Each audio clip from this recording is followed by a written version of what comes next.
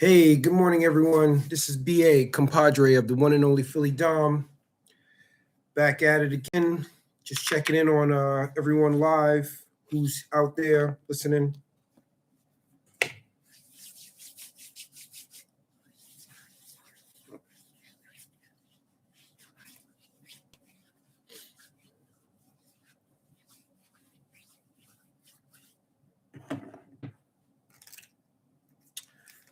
I'll have me some breakfast.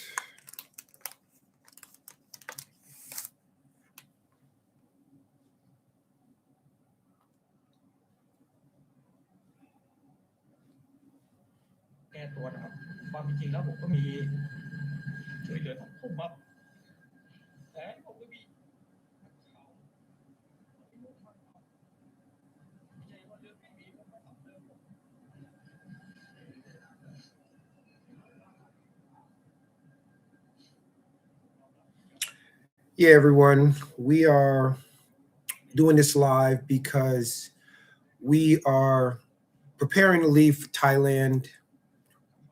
Last few, I want to say 24 hours. We'll be getting on an airplane and we'll be going. And we'll be back in New York in a few hours.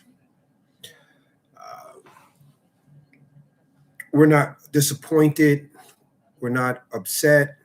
You know, we're not angry of some of the things that we have experienced here in Thailand since we've been here. We look at it as nothing more than just an experience. To play it, yeah, that's we were born and raised, New York, Hollis, Queens.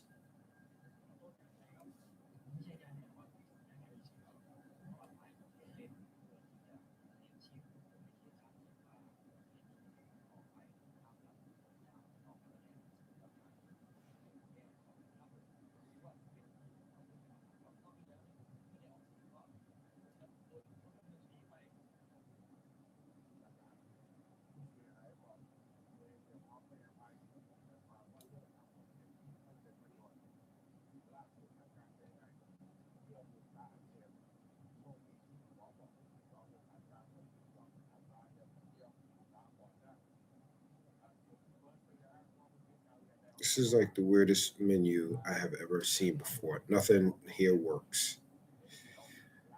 Sometimes it just doesn't even pay to pick up a menu or remote control.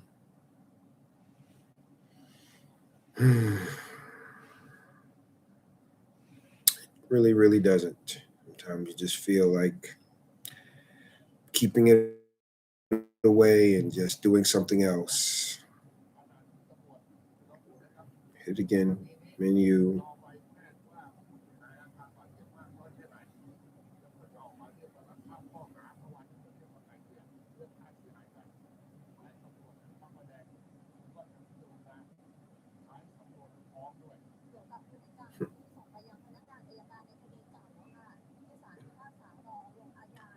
Now you're crying.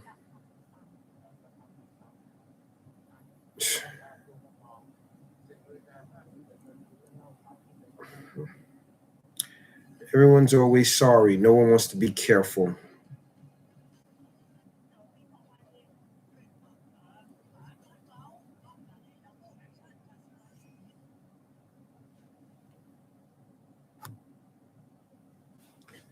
Everyone's sorry. Nobody wants to be careful. One of the biggest problems in the world.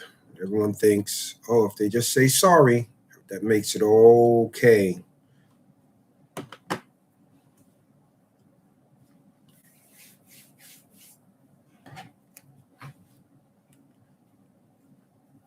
Hmm.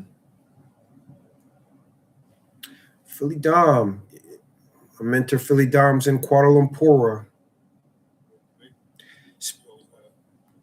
Speaking of Kuala Lumpur, a YouTuber yesterday who was in Malaysia. I don't know if he's still there or not. Just want to shout you out. Was watching you live yesterday, and I'm really sorry to hear what happened. Yesterday, a YouTuber was robbed of his possessions. And basically, I just want to say that people should truly be careful about, how they travel, things they do, because people are watching us. People are really watching us. Hey, Ice, how you doing? Thank you for joining. As I was saying, there are people watching us. People are questioning, like, why are we here? What do you have? Um, and it's really messed up that people who are content creators are going around creating content, for people, so people can be informed. Some people are creating content so they can misinform people. But nevertheless, there was a content creator yesterday in Kuala Lumpur, very famous one, new to the channel. But if you don't mind, are you the guy from BMT who made a noise to a lot of people? Made noise? I didn't make noise to a lot of people, but I was on BMT Live. I was on his channel, but it wasn't. I don't understand. Made a noise to peeps. I was on, as I said, I was on his channel, but I don't think I made noise. BMT actually enjoyed my interview, so that may have been somebody else. Not noise, but react videos from a lot of passport bros. Oh, okay. Um, not noise in a bad way. Okay, yes, my name is BA, and I do reaction videos for my mentor, Philly Dom. Basically, I've been kind of renowned as the most controversial person. Well, one of the most controversial peoples on YouTube in 2026, next to another favorite YouTuber of mine named Austin Holloman. Shout out to Austin Holloman. Shout out to my mentor, Philly Dom.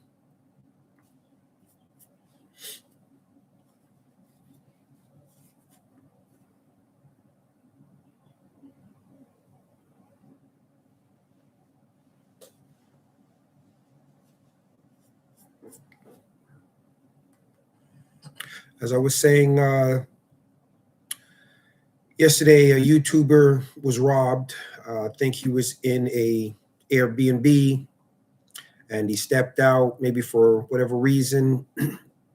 And whoever was watching him could have been a neighbor next door.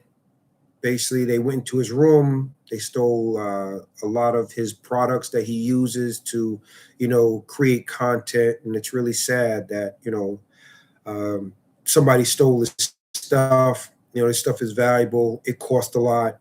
Nobody here is rich. And if anyone knows, watching his channel, please support him. If he asks for, a donation, I'm going to support him and give him a donation.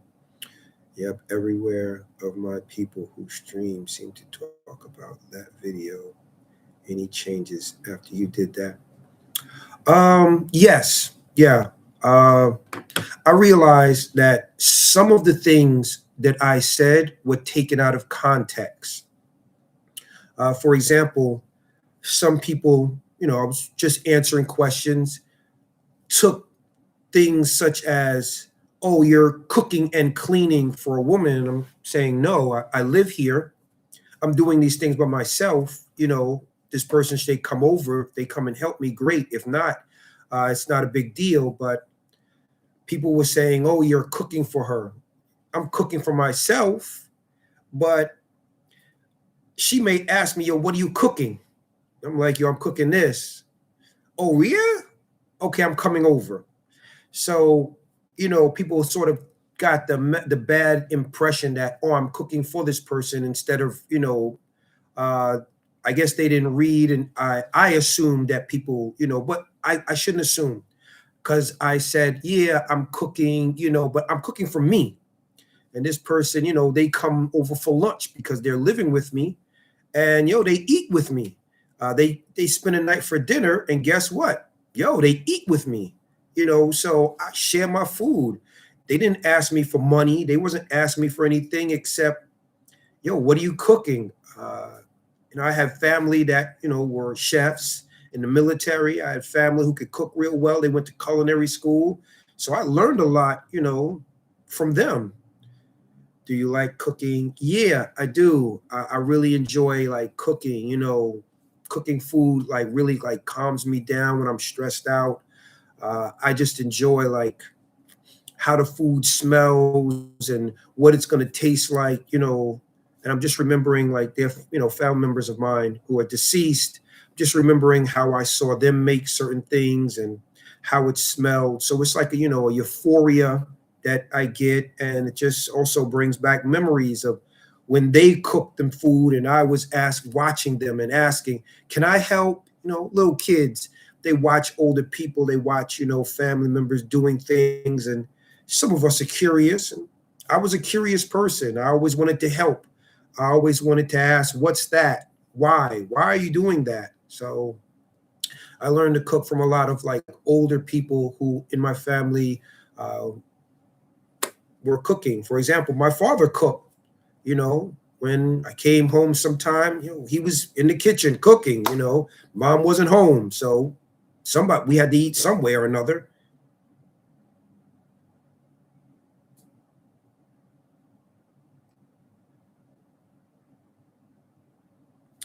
You know, in this day and age, people are looking for reasons to attack you.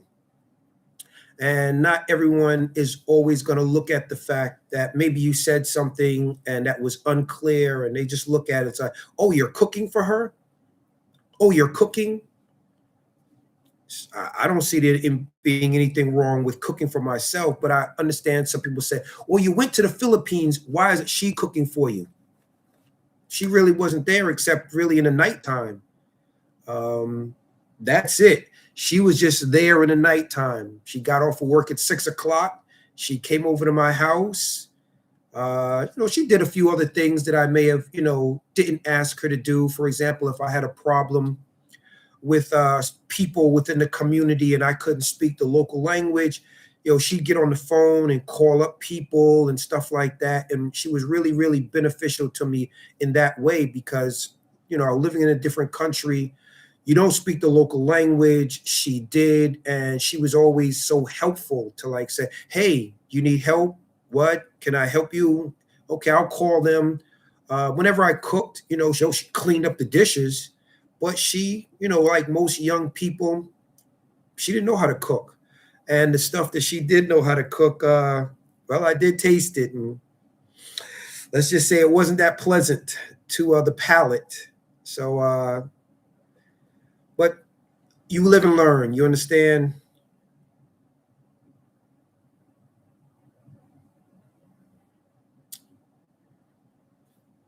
Well, I asked this young woman, did she have, anyone significant in her life? She told me no. Um, but yeah, I think I did, learn something.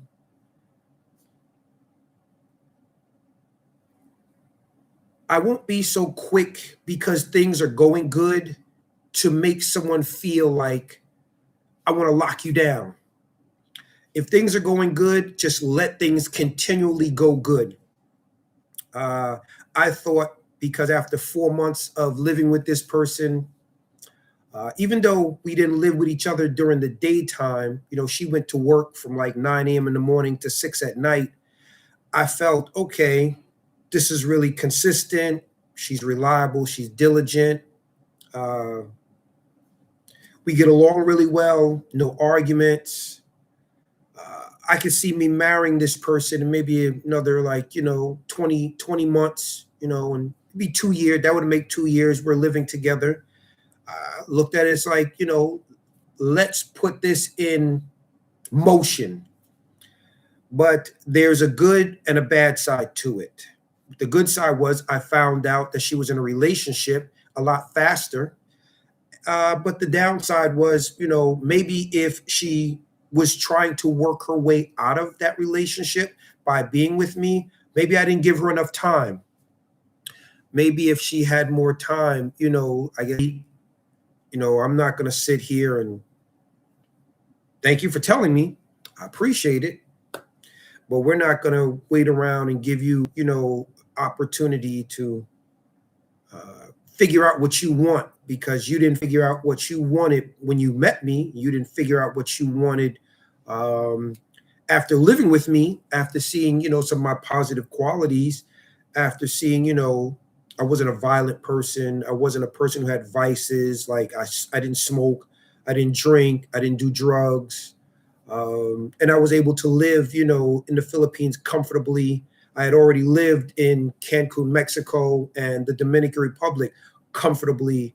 So being able to show her that we have the ability to live in other countries comfortably, and she couldn't make up her mind that this was what she wanted long term. There was no reason for me to even consider like waiting for her to make up her mind any further. No. As a reaction channel earlier, will you copyright strike people of their react on your videos? I'm going to always react and give a reply to anything somebody says to me, because for me to go quiet and not say anything, some people get the impression that it's true. I studied law in school, even though it was banking law, financing. There's a saying that you are admitting to things if you don't challenge it or you don't answer it. So just please keep that in mind, knowing that if you don't challenge things, or if you don't rebuke or refute anything in life, if someone says something, if you don't rebuke it or refute it, people can get the impression that it's true. So anything that I see someone say that is assassinating my character, yes, I am going to say something. I am going to rebuke. I am going to refute. I don't want people to get the wrong impression. So if I have an opportunity to explain myself or explain the situation better, why not go ahead and take the time and give people a better understanding than maybe, the misunderstanding that they may have. It's getting cold in here. Where's the air conditioning remote?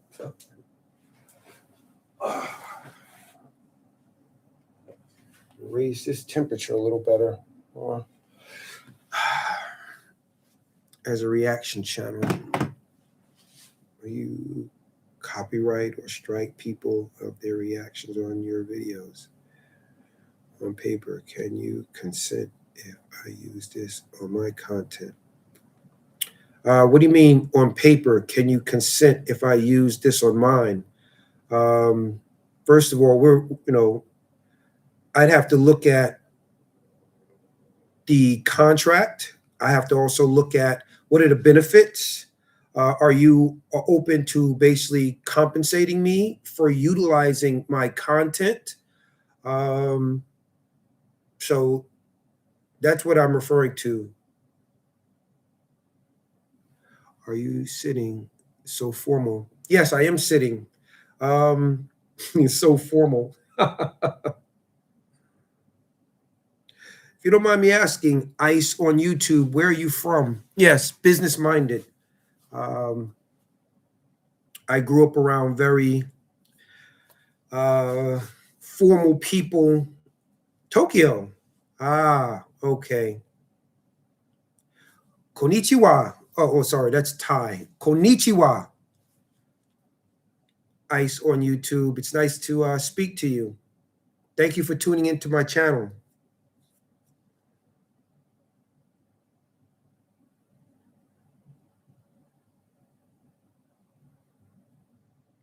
as I was saying, you want to use my content. First of all, I need, something in writing. I need to agree to it.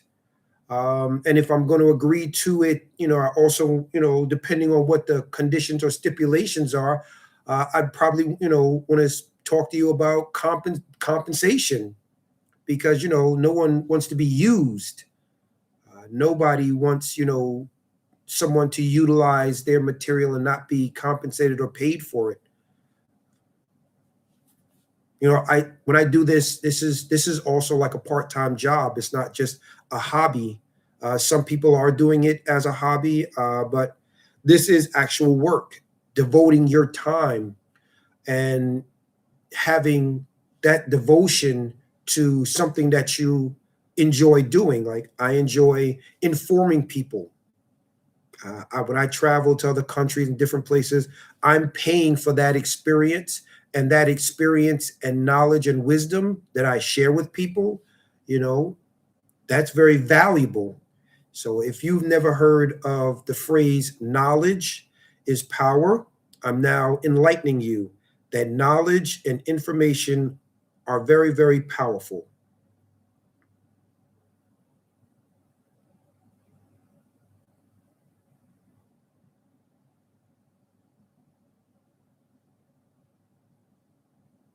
Yeah, people do pay for collaborations. It's just different forms of compensation. But yeah, people do pay for collaborations.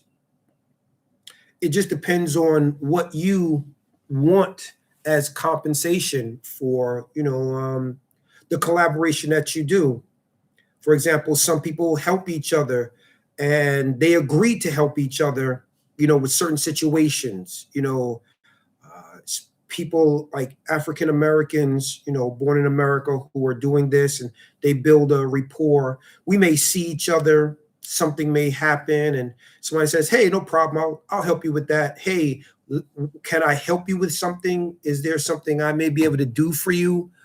So some people, pay, and some people pay in other ways. It just depending on what you agree to in the sense of compensation.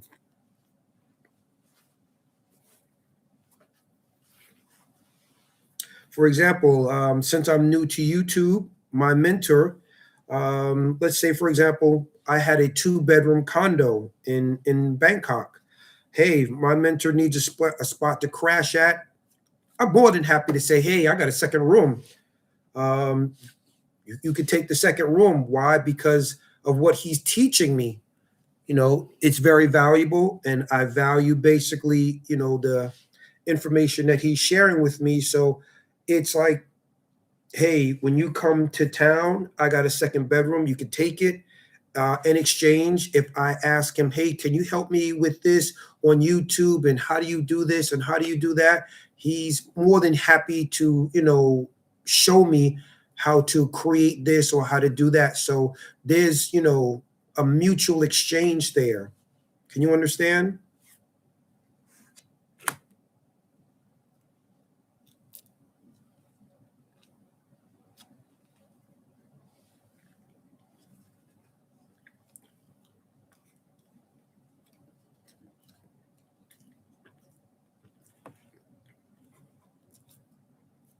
Hmm. Yes, I do. Hmm.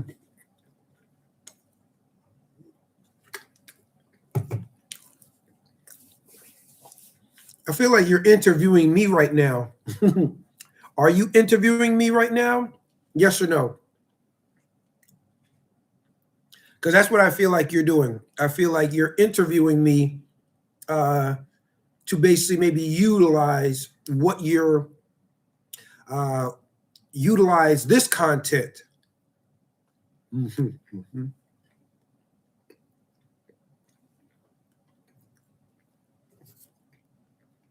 Why do you love interviewing people? What do you gain by interviewing people? Can you tell me that?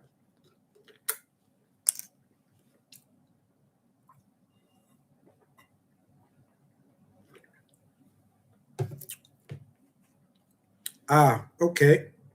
So let me ask you a question. You gain knowledge. Did you go to a formal school like a university or college?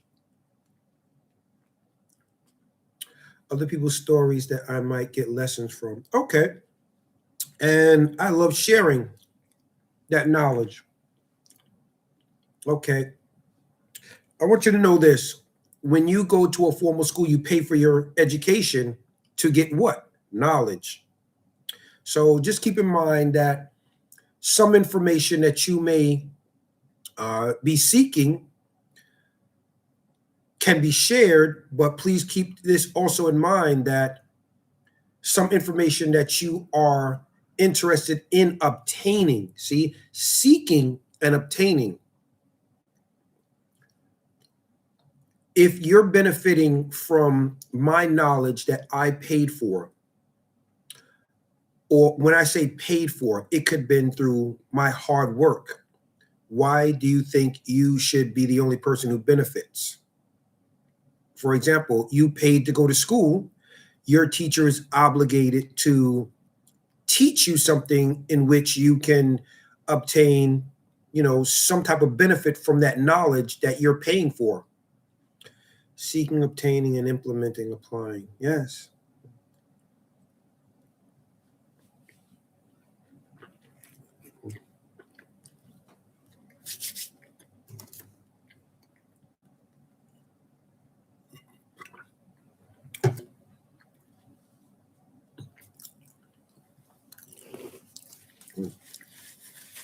So I'm asking you again, are you interviewing me for the purpose of utilizing this content for your benefit? That's the question. Are you interviewing me for the benefit of utilizing this interview for your benefit? Please be honest, because if I see my face or something like that pop up later on, and it's like, yo, this dude used blah blah blah blah blah, it's like, just let me. I need to know.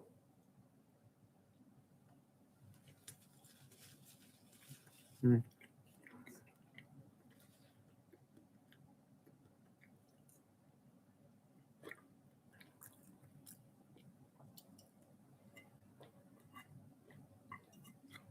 Okay. Thank you for being honest, Ice. Honesty is the best thing. When people are honest, and they're not being deceptive, it just helps basically people feel better about sharing things, or knowing that they're not being used. That's all. Um, yeah, it is. But believe it or not, a lot of people don't have a problem with deceiving other people. This is a world that we live in, that there are governments who deceive people all the time.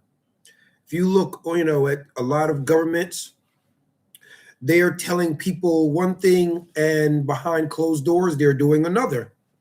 And they feel what the eyes, no, the ears hear, the eyes see, uh, the mind doesn't know.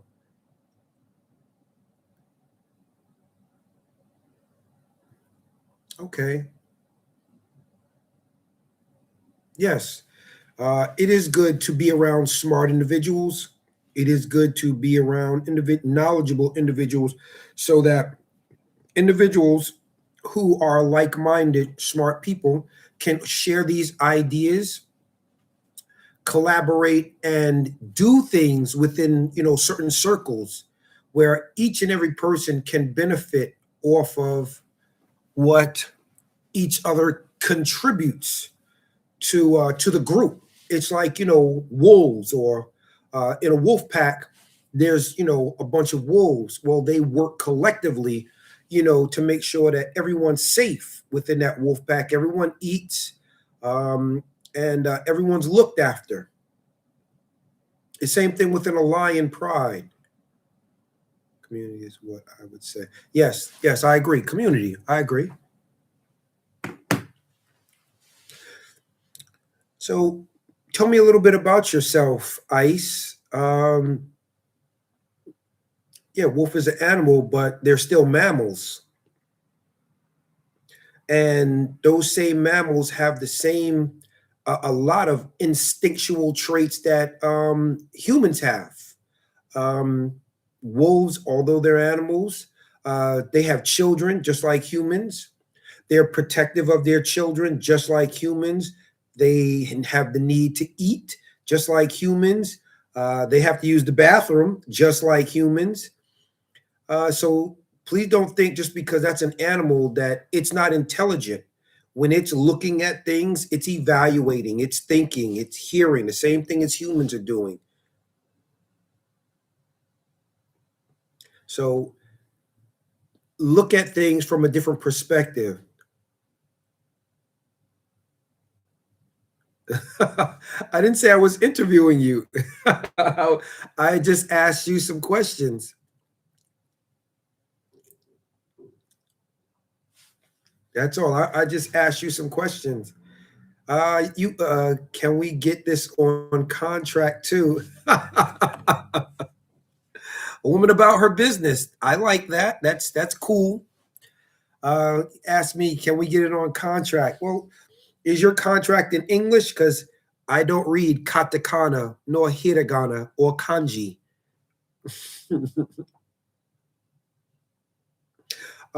When you saying I joke. No, you would say I'm joking. I'm joking. So this is what you would be saying.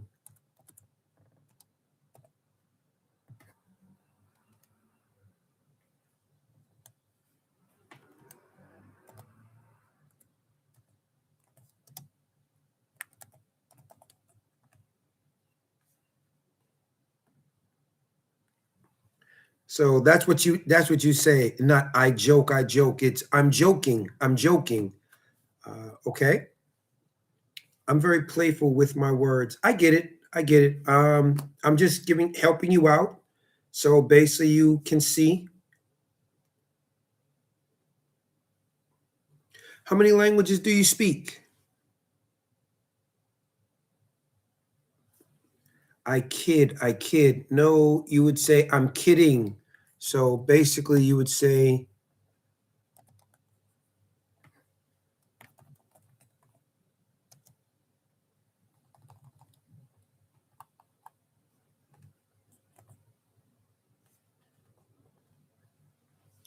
no. That's the real expression. You'd say I'm kidding, and it's spelled like that, or I'm joking.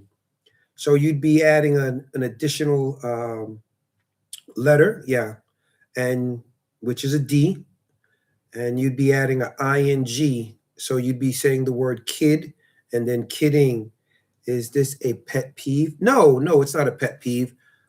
Just helping you understand when you utilize our vocabulary or certain, phrases. I'm just trying to help you say them correctly. That's all.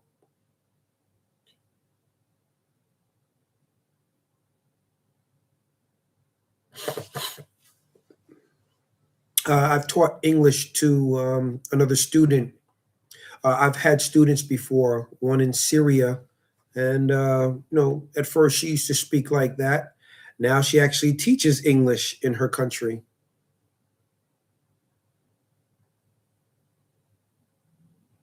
Hmm.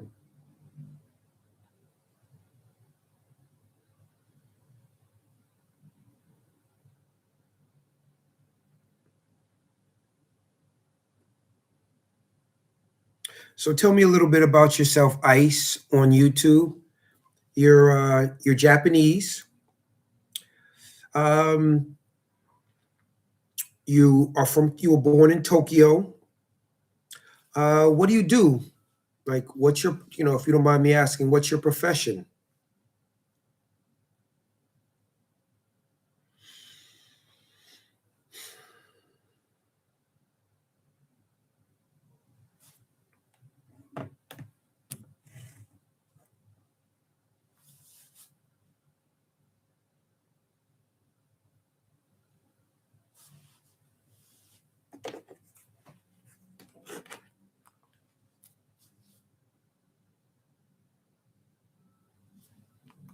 Everybody want to be a YouTuber. They don't know the price of the cost and the price of the sacrifice and the stuff you got to make. Right now, I'm at a bus station. Just a little bit, yes. I'm Filipina and Japanese, and I'm a personal trainer at day and streamer, sometimes content creator. Okay, on the side. Okay. Japanese and Filipina. That's it's very unusual mixture, but so who's Philip? Your mother's Filipina and your father's Japanese. Okay. And you are a personal trainer. Okay.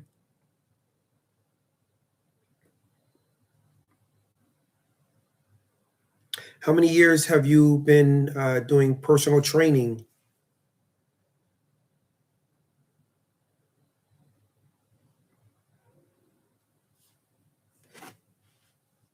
A long time. Mm. What's a long time? It's a long time, 5 years, 10 years. I didn't ask your age. So that's why I'm just asking you, like what's a long time for you?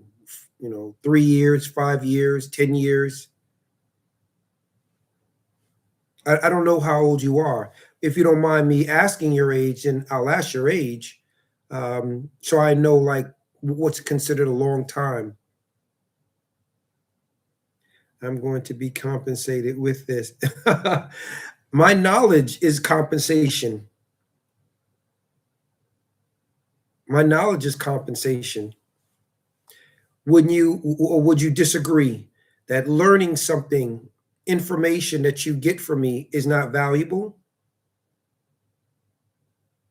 So in exchange for, my valuable knowledge and information, wouldn't you say I should be compensated with your knowledge and information? I'm mortal more than a decade. Well, my last name is not Cullen. I'm also mortal. Um, I've been on this earth a few decades.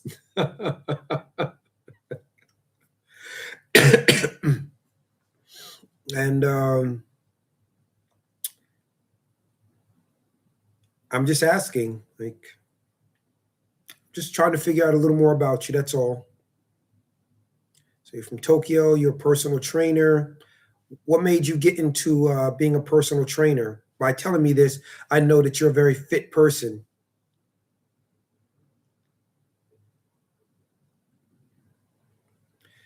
Just chilling. Don't worry. But you never asked me if. Um, well, women really don't like certain questions. Okay. So because I know women don't like being asked certain questions, you it's sometimes men have to ask questions in a different way to get an answer from people so that they feel comfortable. You love being fit, enjoying life. Well, I also enjoy being fit. I enjoy living life. I love walking. No, you didn't dodge it. I'm actually just thinking of a better way of asking you what your age is, just maybe later on in the conversation.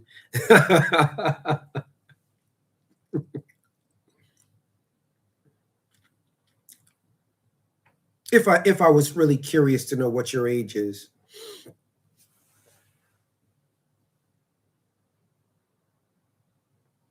So what made you, other than just you enjoy being fit, do you see yourself enjoying other people's transformations as maybe they go from, uh, the different transformations, in their process of maybe desiring to lose weight, wanting to be healthier, eat, you know, things like that.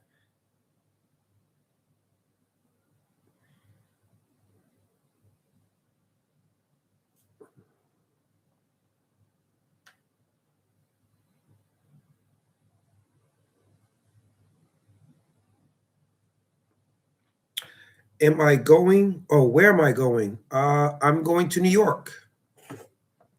That's what we're doing. We're heading to New York very soon. Actually, we're going there in a few hours.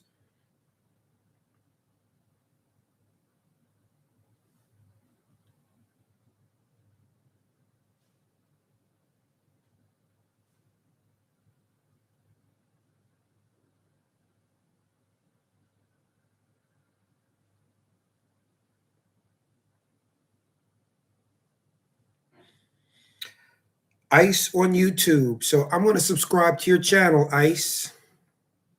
I hope you'll subscribe to mine. I'm looking at who you are right now.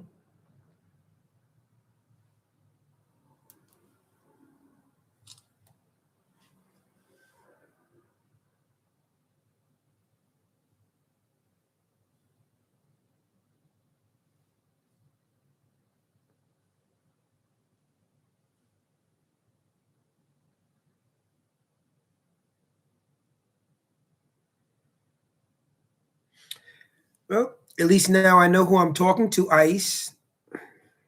Ice on YouTube.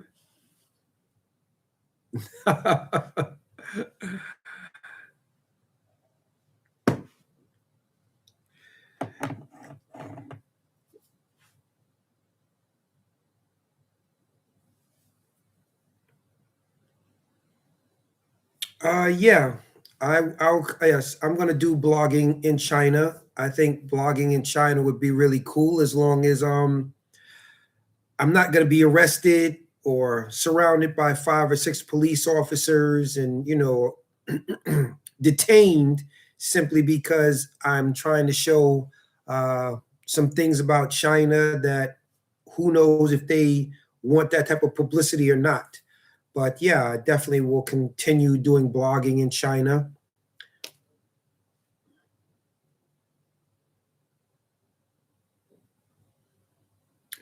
Is your first time in China? Yeah, it'll be my first time in China. Be careful. Yeah, definitely. I definitely will be careful. I definitely will be careful. We don't, that's well. Before we go to China, we're doing still a lot of research. We want to go there having as much information as possible, West, and we're not just going to up and just go. And if we do up and go, we're going to go for a short amount of time, get a lay of the land that maybe where we want to live. We want to get a good idea of the temperature of the area we'll be living in, see how people react to me walking around, just things like that. We need to really understand how uncomfortable living in China will be. Did you hear what I said? We want to know how uncomfortable living in China will be. No, I don't live in China right now. I live in Thailand. That's where we're currently living now. But we're actually leaving Thailand in a few hours.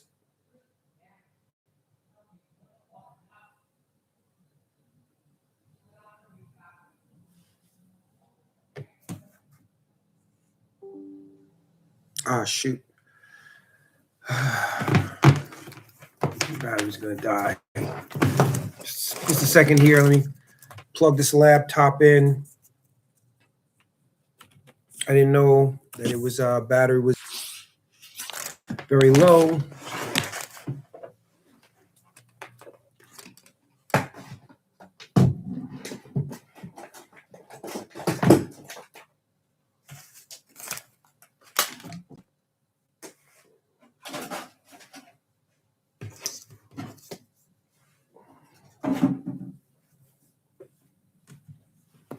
All right. We don't want to be live streaming and battery dies. Yes, Wes, knowing the worst case scenario is the best thing. So I think it's best to go and visit China, look around, evaluate how people react, look at where you want to live at, look at the environment. Normally, when I go to a different country, I will I will walk within a certain neighborhood. I'll walk maybe a mile north. I'll walk a mile south. I'll walk a mile east, and I'll walk a mile west. And I'll try, if there's like any in between streets, I'll, cautiously walk between them, because you don't know what's there. They don't know you. One of the things though that I do is I walk around with pepper spray. I walk around with 4 pepper sprays. A lot of times I'll also walk around with a baton that I can just go. I try not to walk around with those batons because they are considered weapons, and I don't have the intention of using them. But if I am attacked, it's better to have it and not need it than to need it and not have it. So using a baton is not my first course of action. My first course of action is to warn people, and then maybe take out the pepper sprays, yes, 2 of them, and basically put them up. If I feel like I'm surrounded by more than one person, you know, I'll put them in a way, I'll put my back towards a wall, and basically it's like, okay, I have 2. If anything happens, I can spray like this and just create an opening for me to somewhat walk out of harm's way.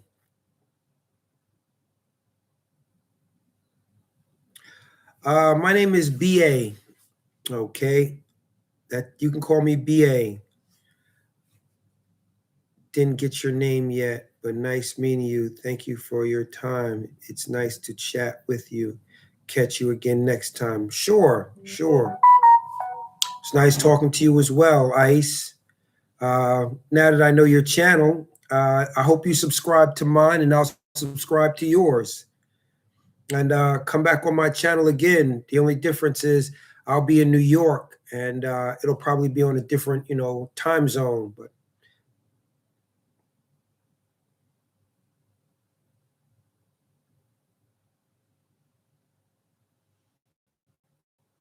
yeah, yes, that is the objective.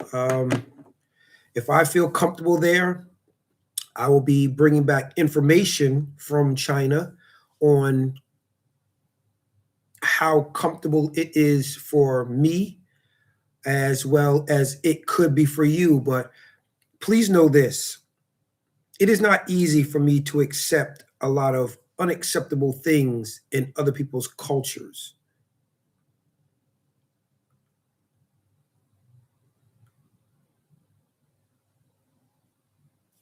Okay, Ice, thanks. Um, there are certain things like I'm very skeptical about when it comes to other people's cultures. For example, there are some people, they go to other countries and they will just eat local foods. I'm not going to do that. So yes, I carry me a suitcase full of food. I bring things from, certain stores where before I go out and just eat anything, I have to see somebody else eat it. You understand? I don't want to be the type of person who says, let me try this and let me try that. Next thing you know, you got parasites growing in your body. And this is a known fact that, not everyone all over the world has the same cleanly standards as, most first world countries. You got some people, in other countries, they're digging in their nose and they touch your food, or they may wipe their hands. They don't wash their hands and they go and touch your food, or they're scratching their ass. They don't have the same conscious mentality as most Americans who were taught, I guess, it's the level of cleanliness that most Americans were taught in America. And it was galvanized, through school. Wash your hands, wash your hands, wash your hands. I'm sure when you were in school, teachers taught you to wash your hands. Your parents or your family taught you to wash your hands before you eat. So a lot of things that we have to do, a lot of things we have to, research before we go and say, yeah, we're going to live in China. But I definitely am interested in going to China with the information we have. And I'm definitely interested in opening up a business in China and getting a business visa.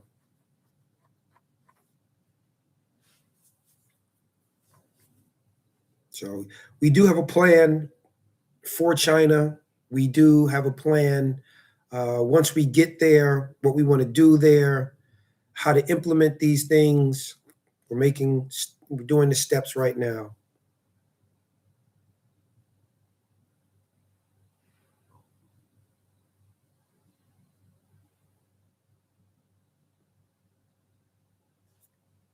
Also, I don't know if anyone has heard or not, there was a YouTuber yesterday. He was in Malaysia and he got robbed. Unfortunately, the owner of the location he was staying in, they broke into his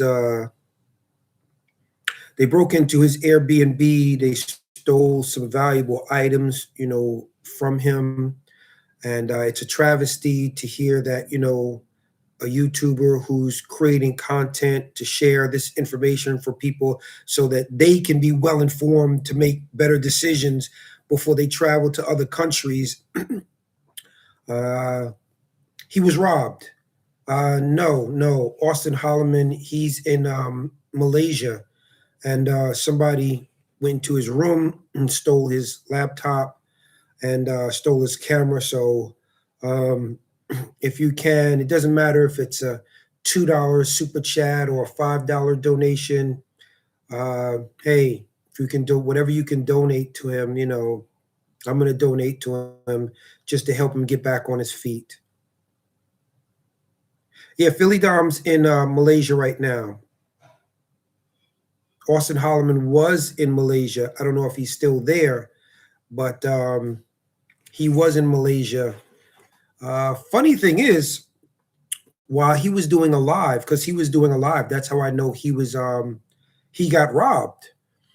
I learned about an app. I don't know if many people know about this app, but the app is called Yola.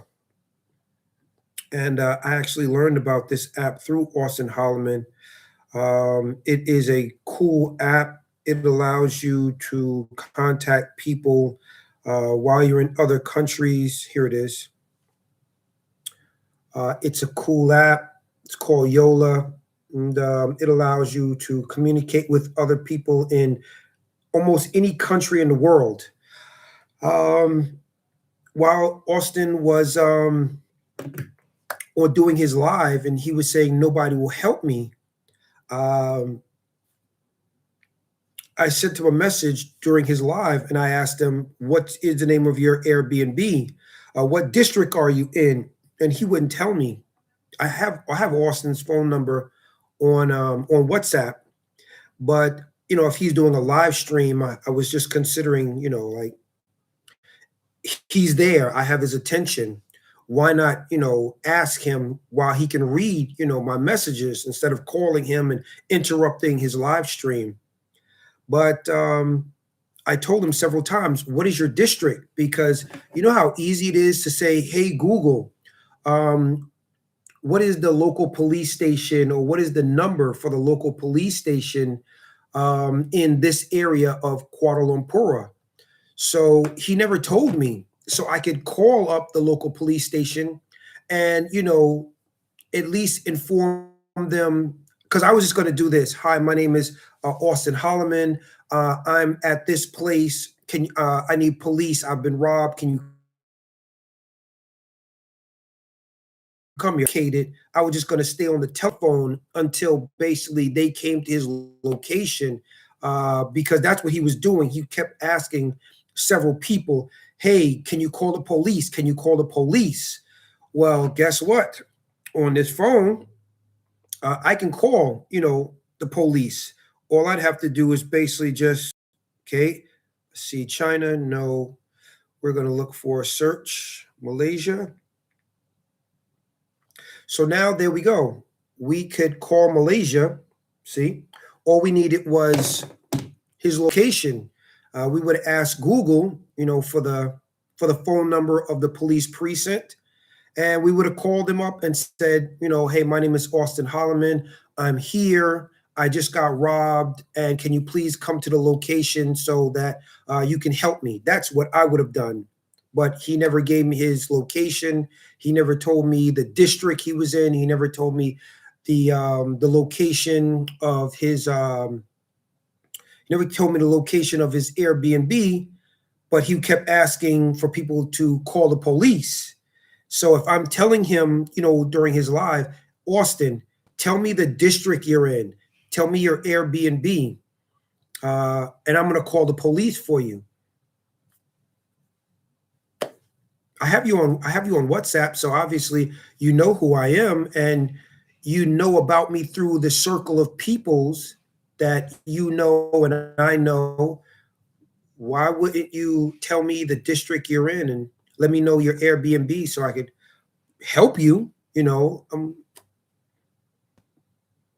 As an American in another country, that's all I was looking to do, is help another brother from another mother, in another country that was looking for help. I get it. I get, he was in a frantic state of mind, things were happening, but he kept saying, I'm asking people to call the police. Now, one of the things I've discovered, while, traveling in other countries is, if a foreigner calls the local police department, they have people there that can speak English. So if you call the police and you say, help, help, I'm an American, help, help, I'm an American, somebody's going to transfer you to an English speaking person. I'm thinking how he's feeling. And I'm thinking like, okay, this is the only way I can help him, is by saying, Austin, on live, what district are you in? And he's reading it, but he's still reading other people's messages and he's responding to them verbally, but he didn't respond back to me so that I could at least offer him assistance the best way I could, so that I could at least help, the local police find him. Yeah, that's what I was doing. As I said, I learned about this local app through Austin. It is an app called Yola. And you can contact any country. I keep about $30 on this app. Yeah, I said it in front of people. I was, because he was doing a live. And I'm sending him like, Austin, this is BA. Please let me know what district you're in. Please let me know the name of your Airbnb, or like the name of the building.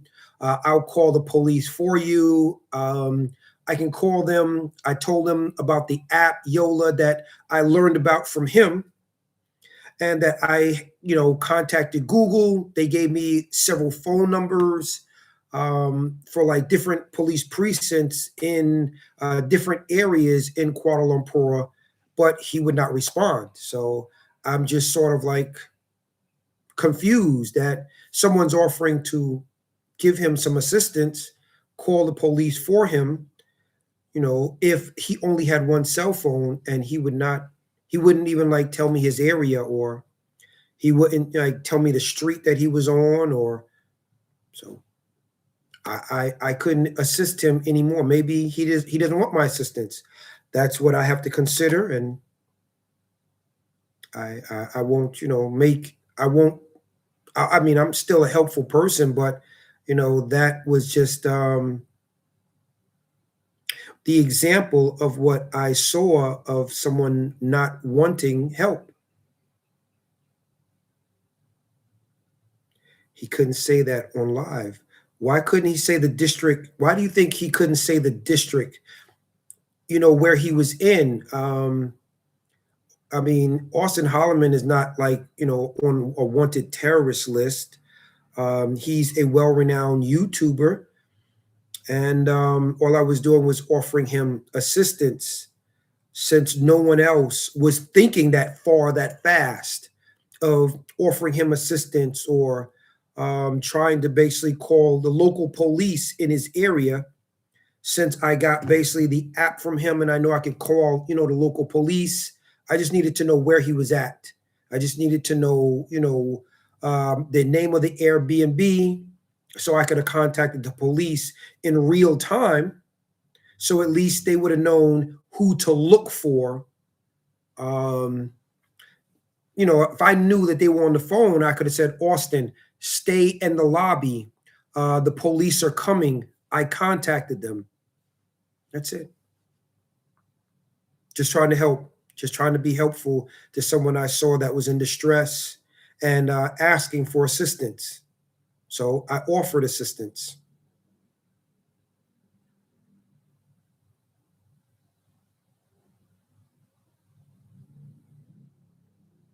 Uh, Shout out to my mentor, Philly Dom. He is currently in Kuala Lumpur at this moment. I was watching one of his videos, seeing, you know, what's going on with him. Posted a video a few hours ago. Please go check that out if you are a subscriber. Yeah, I'll text Austin and see if he's okay. You know, hopefully he'll,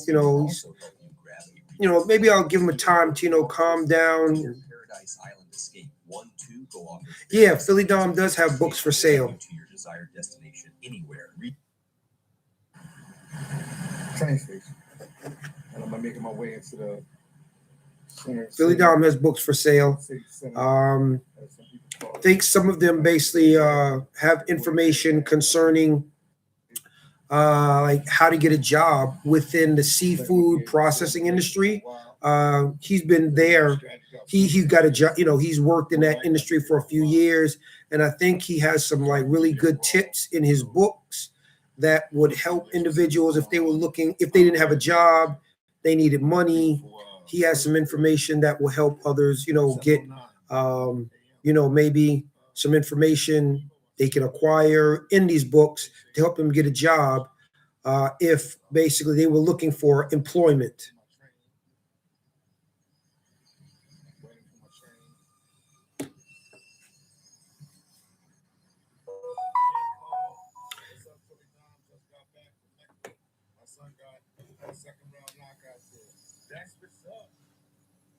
That's what's up, man. Son ain't playing no game, man.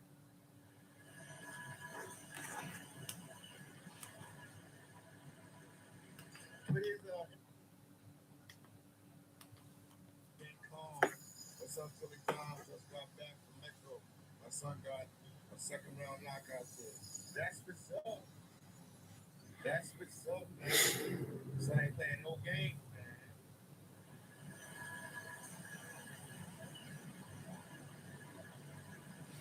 What is Instagram in here?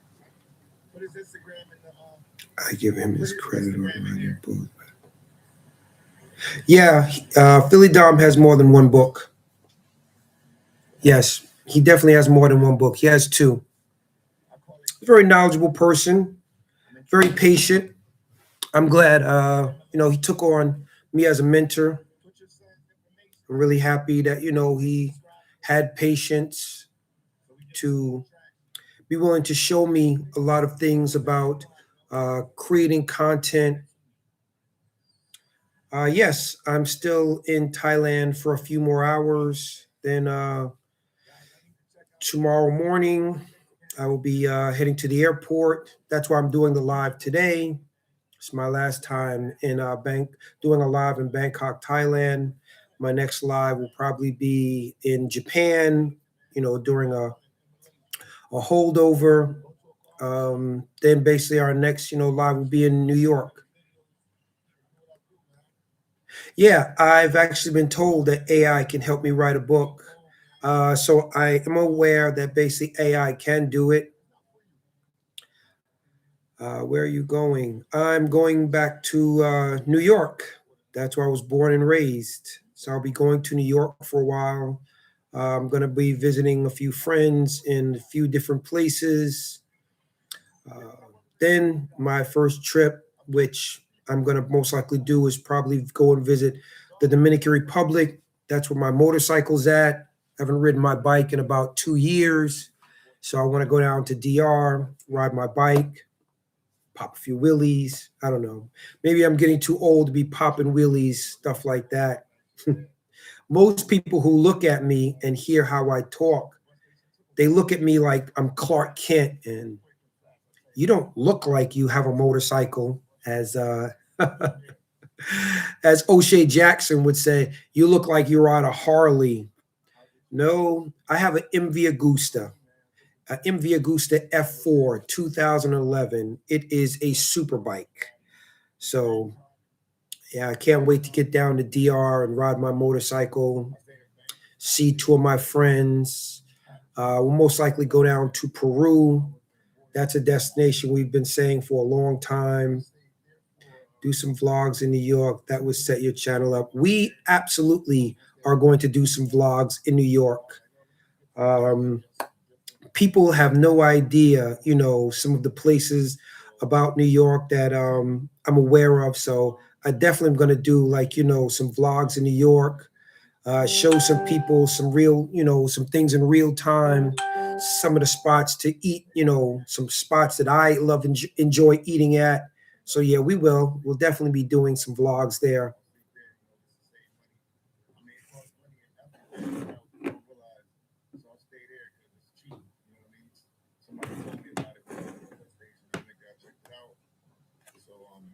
I'm traveling light, man.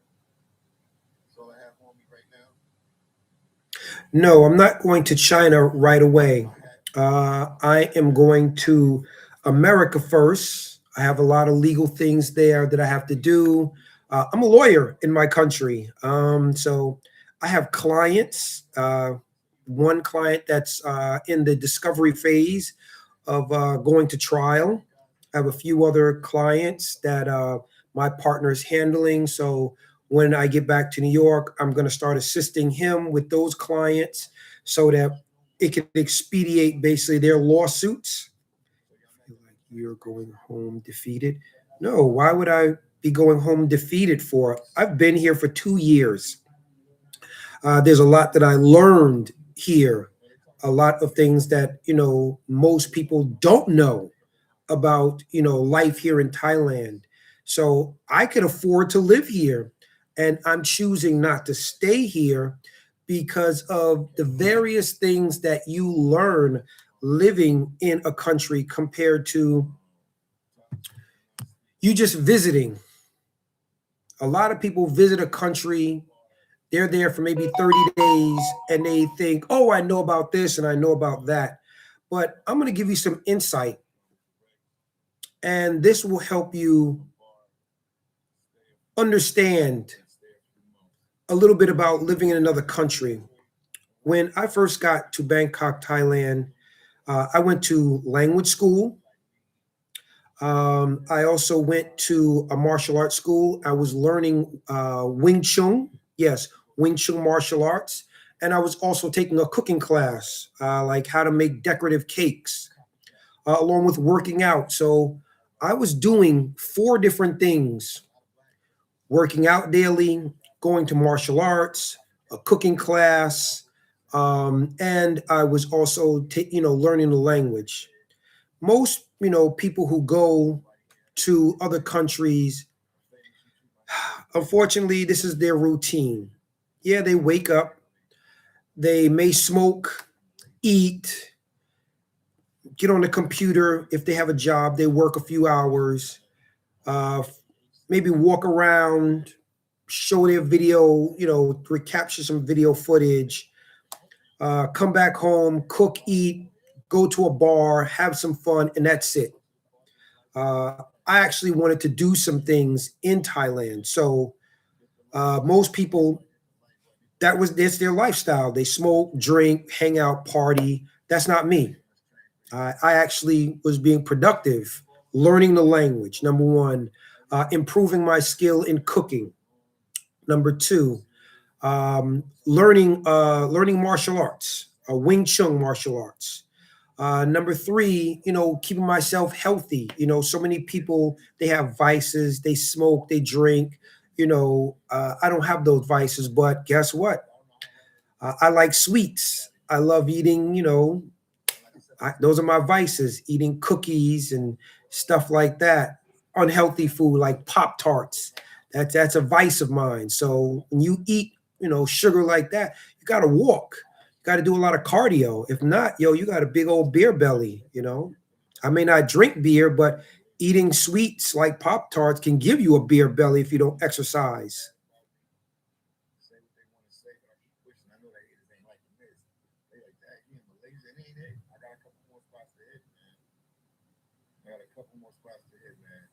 Yes, I am in good spirits. I'm in good spirits because I'm no longer Pop Tarts. I'm in good spirits because I'm no longer stressed. Like one of the things that I discovered was once I stopped trying to make friends with the local people here, my stress level dropped significantly because I'm no longer making an effort to associate myself with people that had no compunction disappointing me. Hey there, Spanish Harlem. Good evening. Didn't know you were live tonight. Well, I'm leaving Thailand in a few hours, so I thought I would do a live before I leave, talk to everybody. Pop Tarts. Yeah, cinnamon brown sugar. It's nice to see you again.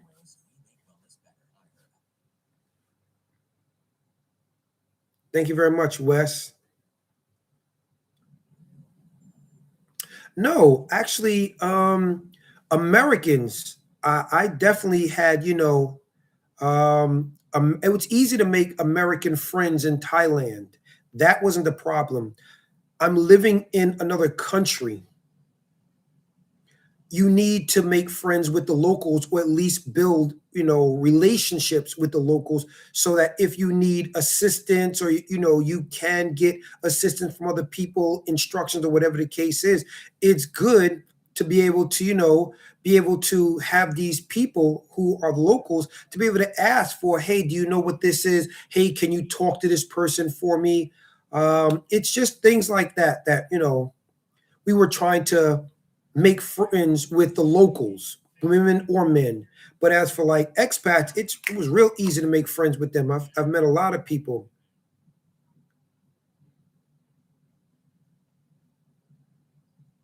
Congratulations on passing New York. No, no, no, no, no. Please know this. I never took the bar exam, and I'm going to tell you why. I have a cousin. She is a lawyer, and while she was practicing law, and she also had her own law firm, um, I would intern at her law firm, and I was learning a lot of things that I did not like. First of all, being groomed to be a lawyer, you start to learn things as you maybe work with people who are lawyers. You learn inside things about the legal system. You learn inside things about becoming part of the gang. When you become a part of the gang, what I mean is there is the American Bar Association. That is an organization. I call them a gang where you have to pay dues and you are restricted from doing certain things, saying certain things. And this was something that my cousin had told me that if you become a lawyer, you literally you are being restricted. You can't say certain things, you can't do certain things because you now are being given a license. Yes, you don't know the legal definition of the word license. The legal definition of the word license is a license to do something which is illegal. So please burn that into your brains. Having a license is the legal definition of license is permission to do something which is illegal. So when you get a license to practice law, actually that is a license to do something which is illegal, but in the mainstream it appears legal. You have permission. That's what a license is, permission. And Matt, everyone's leaving. Oh wow, I didn't know Matt was leaving also. Okay. Why Thai men wouldn't want to be friends? You never met Thai men. I have actually. I met two Thai men. Um, One of them works for FedEx. This guy, if I got his phone number, if I ever had any problems with a package, I could call him up directly and ask him, "Hey, can you help me?" And he would jump on it like that. I actually tried to like buy him a gift, some like really expensive like gourmet cookies, and give them to him, and he couldn't accept it. Yeah, he couldn't accept my gift. I also offered to take him and his team out for drinks since he had helped me 2 times, and I couldn't, get his assistance. No, I couldn't compensate him. So the one person who worked in FedEx that I would have loved to have made friends with, the best friendship he could only offer to me was like a professional friendship. Another person that I met, an older gentleman, he was a locksmith. He offered me his friendship. Uh, he helped me actually make some of. I made these while I was in Thailand. There was a makeup case. A lot of people don't know I'm a very creative individual. I made this Pokemon ball. Yes, I made this with my 3D printer, and this is an actual. This isn't just a Pokemon ball. This is a makeup case. You see, it has a mirror inside of it. And inside of there, that is like some lip balm. So yes, you can see the stickers inside. You can see the Pokemon, sticker right there. I made this. And he helped me make this. Basically, I had a 3D printer. He helped me with, cutting certain things within, the material so that I could put my, my Pokemon together. But yeah, Thai men aren't really too much interested in being friends with guys. It's just not their thing. Rico sounds like, well, they call lawyers liars. Yes, unfortunately, Spanish Harlem, lawyers are considered liars because a lot of people are unfamiliar with the strategies that lawyers must utilize in order to obtain benefits from people. So, for example, let's say you get into trouble, or maybe you have a family member, they get into trouble. A lawyer is going to say, I can do this. I can do that. I do this. And well, we're going to do this and we're going to do that. You hear the phrases I'm saying? Well, I can do this and I can do that, or we're going to do this and we're going to do that. Well, they can do a lot of things, but it's based on how much money you pay them. So initially, they're going to ask you for a certain amount of money because they want you to feel comfortable with all of the things they said they can do or will do. This is the kicker. Now, after they get your money, guess what? They will sit there and say, well, I'm going to do this, but I need a little more money. You see what they did?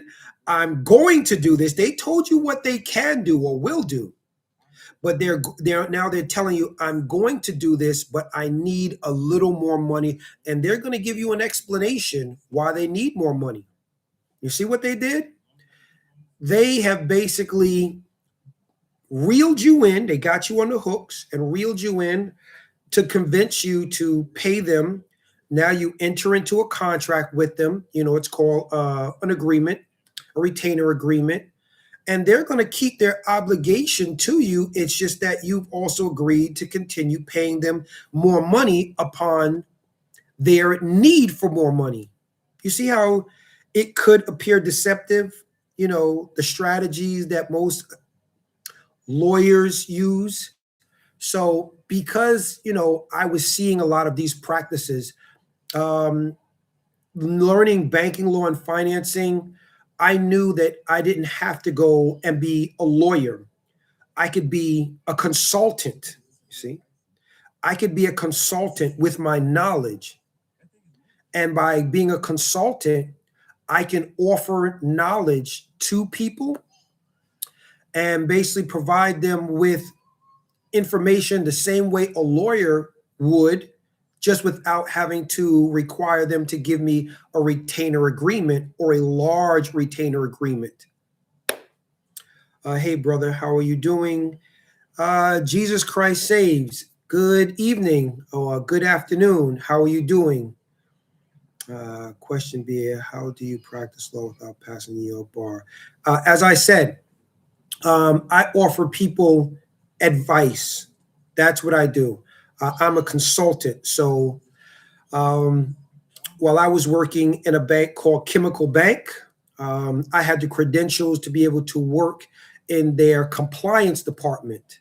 And since I had acquired, a BA in banking law and financing, and while working there, I also got me a master's degree in consumer advocacy law. Consumer advocacy law.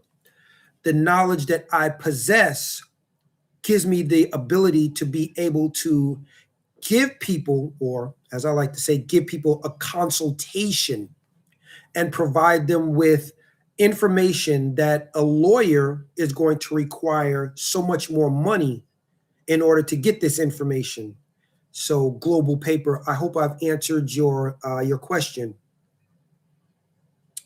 Another person said that last night the guy was studying 14 hours a day and 2 years and knew 2 lawyers, and they were instructing him as well. He is a case representing himself. Oh, okay. Happy Sunday. So can you correct the statement that you said? Well, I have, as I said, a BA in banking law and financing. I have 2 years, which in consumer advocacy law. So most lawyers go to school for about 6 years, if you know anything about people's profession. So if I have a degree in banking law and financing, and if I had to represent myself pro se, listen carefully, if I had to represent myself pro se in the eyes of any court of the law, a pro se litigant is considered a lawyer. I just simply happen to have enough knowledge to be able to litigate or mitigate a case. So when I say I'm a lawyer, I am a pro se litigant, but I also have the knowledge to be able to consult people as well. So no, I will not retract my statement, retract your statement that you said you were a lawyer, because anyone who chooses to litigate a case in any court pro se, the court deems you to be a lawyer. I'm doing good, brother. Can't complain. It's 1 a.m. here in New York City right now. How's it going so far? I heard you're going to Brazil and then China. First, we're coming back to New York. We have like a lot of things in New York that we have to take care of first. I can't wait to hit IHOP. I also can't wait to go back down to 6th Avenue and West Fork Park. Grab some hot dogs from Great Papaya, or it's also known as Papaya Hot Dogs. I can't wait to hit a restaurant. It's a Guyanese restaurant on Liberty in Queens called Sybil's. So I just can't wait. These are some of the little staple comfort foods that I'm looking forward to eating. So can you correct the statement? I'm going. Yes, but I am considering going to Brazil, and after Brazil, China is the goal to visit to see if we actually find it to be a compatible place to live. How is it going? Okay, he's about to put Jada Pinkett Smith in prison. Wow. Who's about to put Jada Pinkett Smith in prison? To be a lawyer, you need a JD, sir. What is that? To be a lawyer, you need a JD. Am I saying this right? Is that a GD? I can't see. I need to wear my glasses. Okay, to be a lawyer, you need a JD, sir. Okay, now I can see that. That's what Brother Miller is calling himself, pro se. Okay. What's up, bro? What's going on? Papaya hot dogs. Well done. Love the snack when I bite into them. Yes, they actually had papaya hot dogs on 6th Avenue and 8th Street. And basically, they moved it to West 4th. Well, between West 4th and West 3rd. So basically, That's where papaya hot dogs are at now. You telling yourself you're a lawyer and you don't even know what a JD. What JD is. I wear glasses. I just don't like wearing my glasses.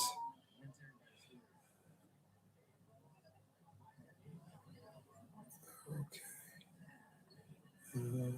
You don't even know what a JD is. I don't know what a JD is. Why does he think JD? Yeah, that's a J. That's a J and a D. Okay. Well, again, I didn't go to the bar association. That wasn't my objective. My objective was to, number one, get my degree, and I was working for a bank, and basically I enjoyed the my employment, and then basically I got a second degree.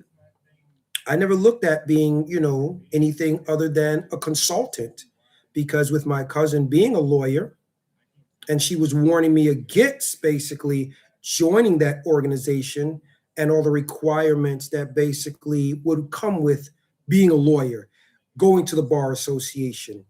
I never ever went any further. Look what you know about New York, papaya hot dogs, and West Fourth, and the other things New York got to offer. Yeah, yes, Great Papayas is on West Fourth now, and when yes, uh, interviewed Tasha K last night. Oh, okay, the jury doctor. Sorry, you are just a paralegal. Okay, okay. If you say so, if you say I'm a paralegal, okay. No, it doesn't bother me, but I do know my credentials. So, and guess what? When I was in my cousin's law firm, she considered me a paralegal, because I was in her office. But nevertheless, you can ask me anything about banking law and financing or consumer advocacy law, and I'm more than happy to answer your questions. In other words, a secretary at a law office. As again, I did say to you that my cousin had her own law firm, but please do not sit there and say I'm a secretary at a law firm, because a paralegal does the research for a lawyer. They don't just answer the telephones and write down notes.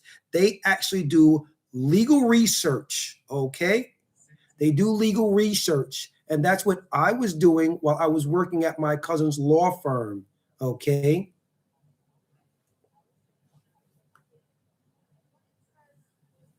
Where is it? Secretary of Law Office. Yeah, I wish. Well, no, we did. We did do all types of things at her office. So, any other questions? JM dash JM dash RW6II, a secretary. Hmm.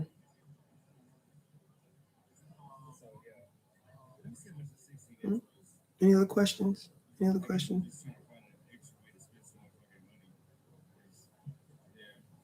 By the way, also, there was a brother, a YouTuber in Kuala Lumpur yesterday. Uh, just don't say you're a lawyer again, sir. First of all, if you're doing a pro se litigant, okay, um, what are you if you're a pro se litigant? Hmm? I'm asking you this question.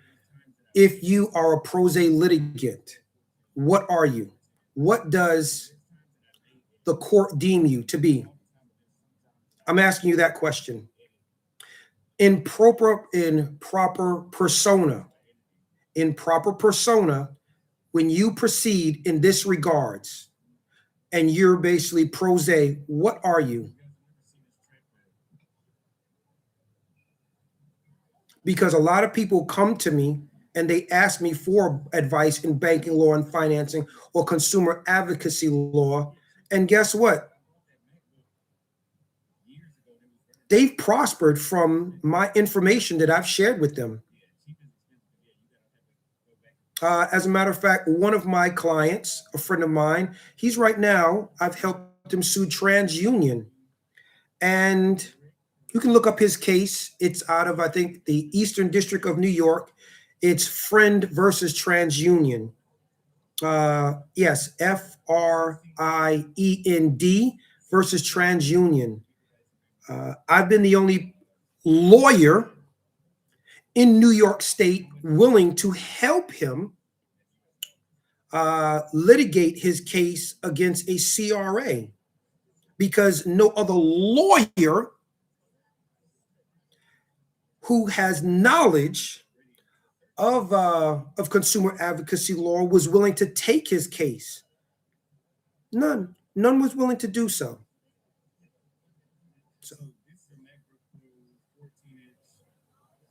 Okay. No one else was willing to help him. He had went to several people who are part of the Bar Association as a private citizen. I agree with you. Nevertheless, what does the court deem you as? Because if I went in there and the court deemed me non-compos mentis, wouldn't they provide me with representation because they thought I was non-compos mentis? Wouldn't a court provide me with representation? No, I can't practice law, but I can advise people on how to interpret things. You see, there's a big difference in understanding practicing the law or advising people how to interpret things and giving them advice as a consultant. But I get what you're saying. You shouldn't say this. But again, make no mistake, in a court of law, they're like, oh, it's okay, you're representing yourself. Yes, I'm representing myself, or I'm advising, this individual. But I understand exactly what you're saying.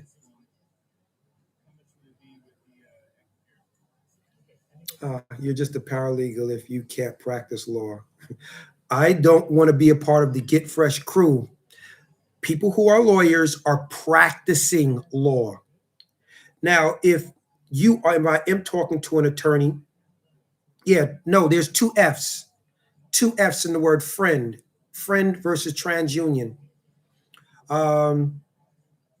You do know that you have contracts and one of those contracts is an oath of office as well as loyalty and strike.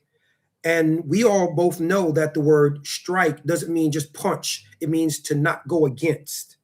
So knowing that I'm a very recalcitrant person, my cousin and family knows that I'm a very recalcitrant individual. They knew that I would not want to follow or go along to get along. I would not want to be confined to certain boundaries. So with their advice, they said that would not be for you to go and do. Yes, friend, FFRIEND versus TransUnion. It's a United States District Court in New York State. Look up that name.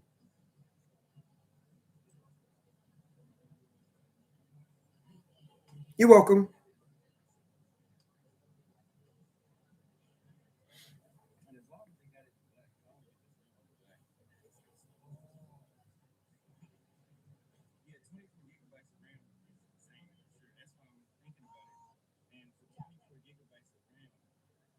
You're welcome.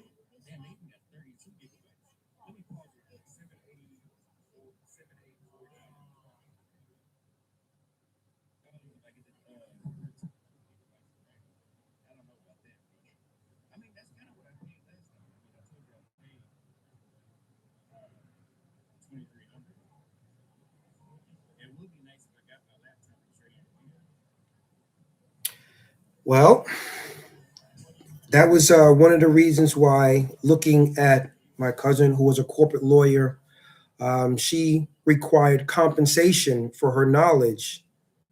And a lot of people needed help. And unfortunately, because, she had dues to pay, she had to basically, a very nice lawyer. She's no longer a lawyer. She now is a teacher. She got out of practicing law. And now I see why, You have dues to pay, so you're required to request compensation for your knowledge. I like to help people. I like informing individuals. So I wasn't always looking for compensation. Just be careful because impersonating is a felony, sir. Again, um, advising people is not a crime. Advising people is not a crime. If someone asks for your advice and you are able to provide them with advice, it is not a crime. Do you understand? Practicing law is a crime. So let's give you a perfect example. If you come to me and you ask me for some advice, and I give you this advice, and you donate something to me for that advice, what law have I broken? You understand what I just said? If you donate something to me as a result of receiving my advice, I'm not practicing. I never asked you for money, but you were graciously happy with the suggestions and the advice that I gave you, and you chose to donate something to me. There is no law broken.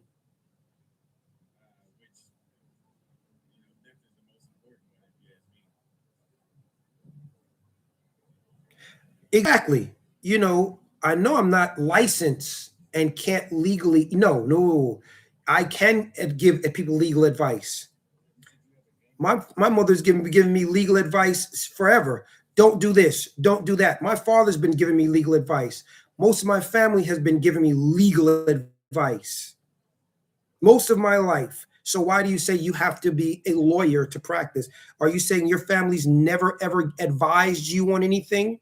Sometimes legal, sometimes just in general. Since everyone wants to be so technical here, pro se litigant isn't a lawyer. So what does the court deem you as if you choose to proceed pro se?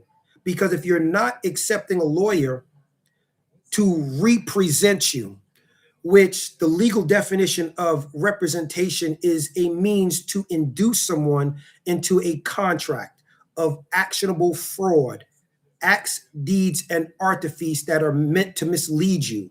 That is the legal definition of representation. Yes, to induce you into a contract. I don't want to be induced into a contract. So if I'm aware that I don't want to be induced into a contract with another lawyer or with a lawyer, I can represent myself, and the court deems me to be competent to represent myself. If not, they would deem me non-compos mentis and give me representation because they think I'm not competent to be able to understand any of the terminology that's being said or defend myself.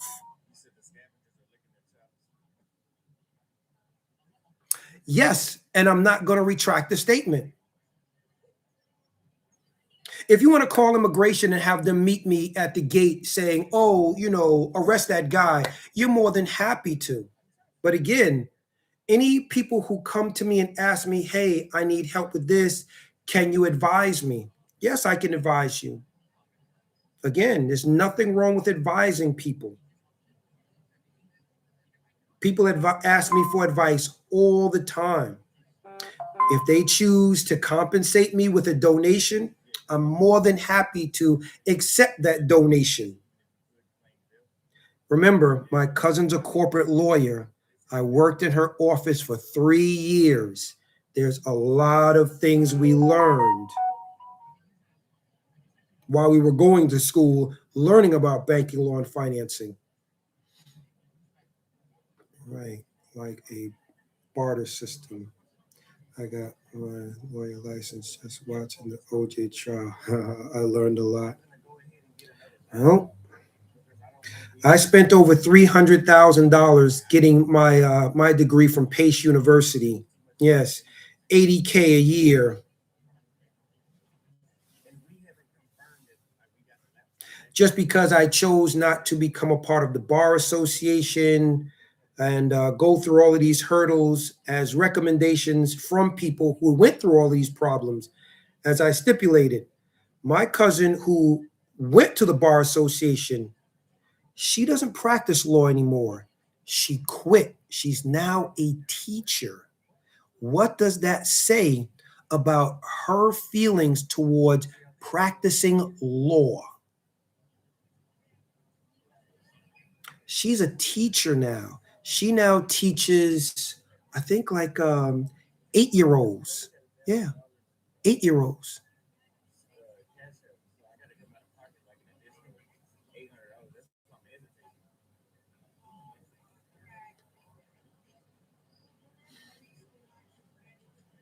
No, Trump is doing student forgiveness payments. Huh? Unfortunately, I've already paid off all of my student loans. And yes, my parents did help me pay off some of my loans as well as pay some of my tuition for college. So I'm no longer in debt anymore.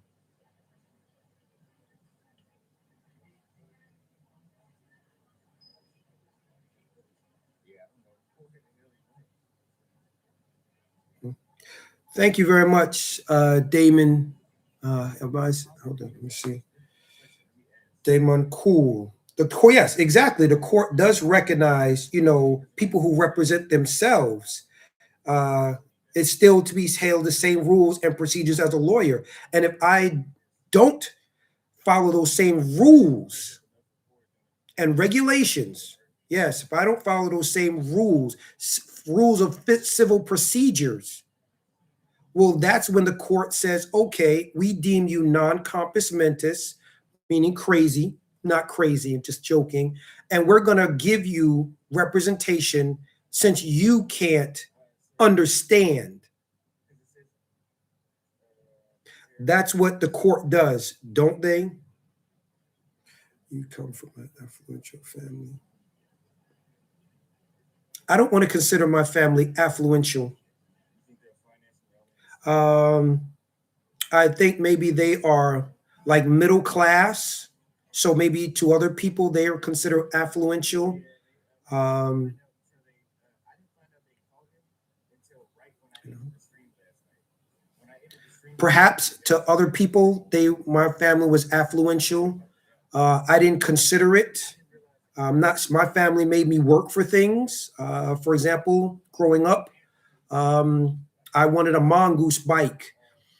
My family put money on it. And they said, okay, go get a job, go deliver some newspapers. Um, and I got my bike like that, but they did help me. They taught me valuable lessons. But I would say this, maybe some people considered my family to be affluential because someone did steal my bike that I helped pay for. And because of someone stealing my bike, my mother went to the store 7 days later because this was a birthday present that I'd helped, work for. She went to the store and bought me a GT Performer. So some people may say I'm affluential. I have come from an affluential family. Um, Maybe I come from a family with a lot of intelligent people. And as you know, knowledge is power. So when you have knowledge, you're able to do a lot of things with the knowledge you possess.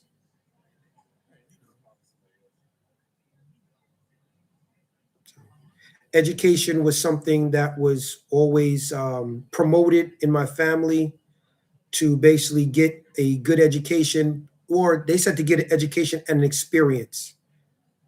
But they didn't really promote getting jobs. They just said get an experience and get a good education and figure it out later. Are you the only child? Unfortunately, not. I actually wish I was, but unfortunately, I'm not. My mother had another child. Hmm. As I was saying a few moments ago while I was answering questions, YouTuber the other day by the name of Austin Holloman, unfortunately, he suffered a situation while in Malaysia. The owners of the Airbnb, he was robbed. even if it's a $2, donation or a $5 donation, please send him, some type of cash app to help him.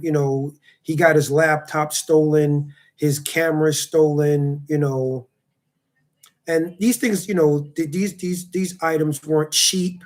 He goes around and he creates a lot of content, to help people be able to make decisive decisions. And he got robbed the other day. I really felt bad for the brother. To get like a $3,000 laptop stolen, to have $500 camera stolen, to have $1,000 cell phone stolen from him.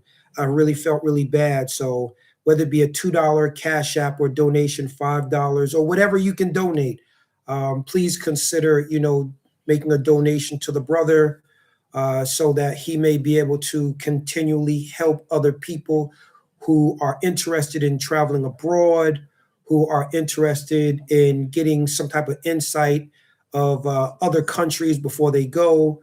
I, of all people, before, I'm going to Peru this year and Brazil. I have definitely been looking at a lot of his content. So I truly appreciate the fact that he went to Peru, that he went to Brazil. Also, shout out to my mentor, Philly Dom.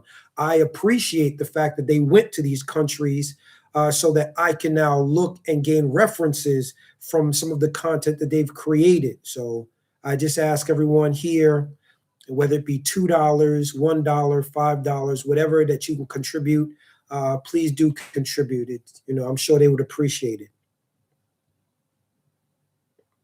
Is Malaysia very dangerous? He didn't say that Malaysia was dangerous, but he did get robbed discreetly. It wasn't at gunpoint. Malaysia, I wouldn't think that it's a very dangerous place due to the fact that it's, it's a religious country. It's Muslim based. I've never heard people say that it was dangerous. Austin didn't get robbed at gunpoint. My mentor, Philly Dom, is down there right now, and he's not saying that it's dangerous, but just because, there's not surface level danger doesn't mean that, there aren't other dangers lurking behind, back doors, behind closed doors. There could be other dangers lurking, but it's a Muslim country. But nevertheless, he did get robbed, and they stole his laptop. They stole his watch. They stole his chain. They stole two, very, very expensive cameras. Be careful, Philly Dom was also a victim. Yeah, Philly Dom was also a victim as well. He was a victim of theft in Vietnam. Please, this is something that I do when I go to other countries. Like I'm in Thailand right now.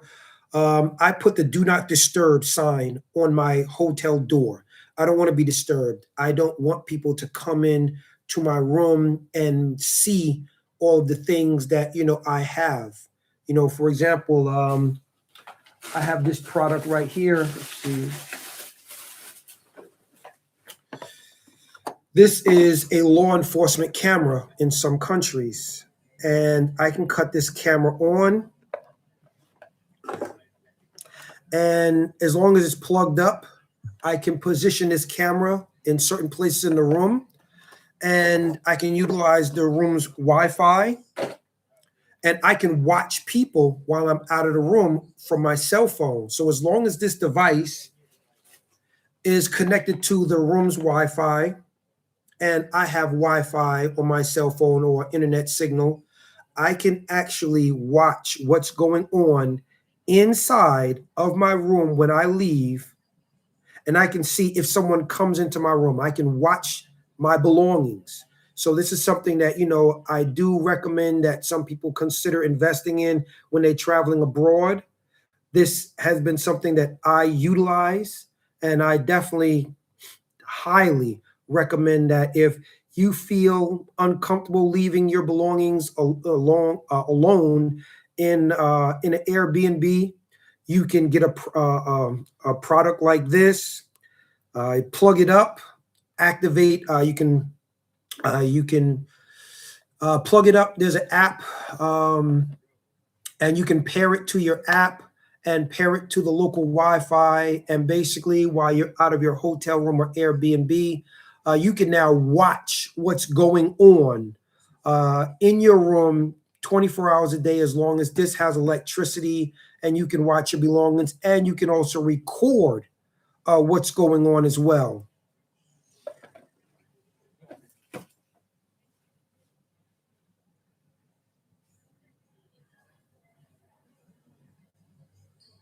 Yes, they have a master key, and they can basically go into your stuff and you won't know. You'll come back and say, hey, where is this? And they'll take down a police report, but in the end, nothing will really be done if you can't prove that you actually had these items. So this is why I have this camera. I will turn it on if I leave my room. I will record myself leaving the room on one of my cell phones. I will record myself putting on the do not disturb sign. So if I'm putting that on and someone goes into my room, they see this. The question is now, why did this person go into my room? Now we need to ask them, why did they go into my room when I have a recording of me putting the do not disturb sign. I actually hold it up, the do not disturb sign, in front of the camera. I put it on the door. I'm videotaping myself doing this. So if anyone did go into my room, the question is why? Why did they basically do this? And I have it, I'm video recording it saying, do not disturb. Why did they basically go into the room?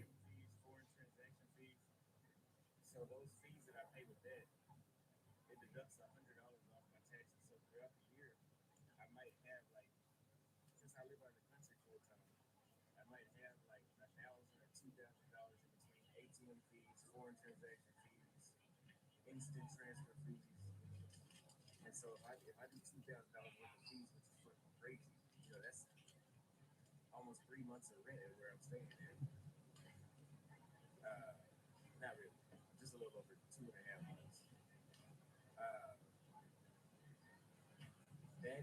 What have you been up to, Spanish Harlem?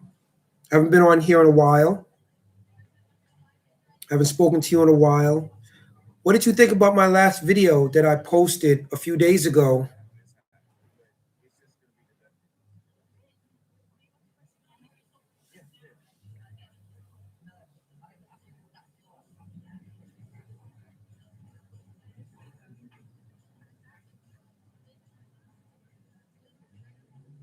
I always request no room service. Yes, I do recommend you not request room service. Do not have people coming in your room. Do not have people looking around in your room doing flooring and gardening.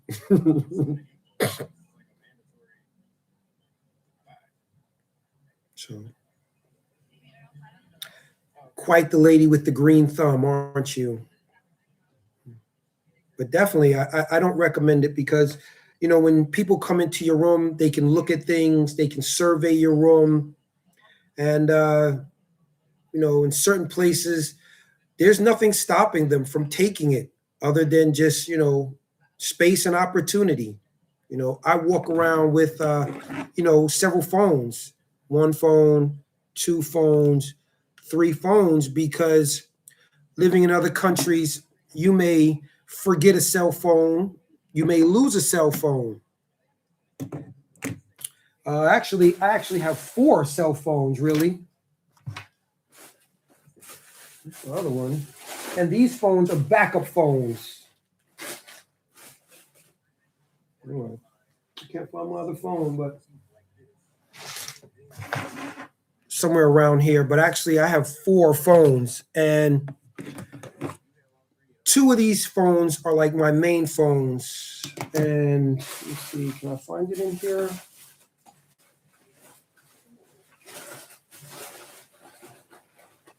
And these 2 phones, basically, these back up these phones. So all the information that's in these 2 phones are backed up in these 2 phones. Why do I do that? One of these phones is for personal use. Another phone is for business use. In the event I lose any one of these cell phones, I have all of the contact information backed up in these two phones. People may say it's overkill. Just get iPhone. I don't like Apple products. I like Samsung products. So if I do lose one of these phones, I can easily go back into my safe or go back home, put a new SIM card in, and I'm back in business. Or I can contact everybody that I need to personally, because I constantly believe in backing up, information. It's just something that I do recommend people do. So they if they lose a phone, or if a phone gets stolen, like in Austin's case, he may have to back up a lot of information, and it's not easy, you know, backing up all of this information that in this day and age, and that backing it up securely, you know, backing up your information is very important. So upgrade. Like if your RAM, you want to upgrade your RAM, you can't do it. You want to upgrade the amount of storage you have, you can't do it. You get to trade in a laptop and get a whole new one. Versus the HP and well, let's say the Windows, the PCs, you can build like a super computer. Like I went to O'Shea's house, the computer he had was custom built. Like he bought all the stuff. So like when he wants to render his videos, that shit takes seconds. For like a 20-minute video, that should be done in seconds.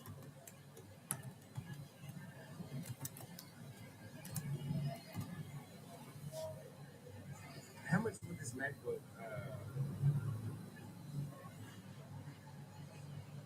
How much did this MacBook cost? Android pictures come out much better than iPhones. I agree. They definitely come out a lot better. While I was here in Thailand, one of the things that I picked up, which I'm so happy that I was able to find this since I was out here. I got this Nikon camera. This was maybe a camera that was sold for like maybe $800 to $1,000 back in like 1998. This was a very expensive camera. You won't imagine how much I got this camera for here in Thailand. Yes, I got this camera here in Thailand for $60. And yes, it works. And not only did I get the camera, I also got a lens with it. There's a spot in Thailand where they're selling, used cameras, Nikons. Yes, like this. This is a Nikon F90X. And if you go and look up how much it costs to buy a Nikon F90X when it first came out in 1997, you will see this is a very expensive phone. Not just that, this Nikon lens is also about a $300 or $400 lens. I bought both of these for maybe about $120. Yeah. So, I definitely don't want to like leave my my hotel room and have my, camera and my lenses and stuff like this, because you can't find like little deals like this everywhere. But because I was fortunate, I lived in Bangkok, Thailand for a while. I was lucky to be able to get this lens, and basically, a camera like this. No, I definitely wouldn't try to leave my room so eagerly and not protect myself. It'd be foolish. Definitely foolish. But there are places in Thailand where, yes, you can purchase valuable cameras like this. Not going to give it away, but you can purchase valuable cameras like this with a lens. Yes, with a lens. This is, I think, is called a lid, with a lens and a lid.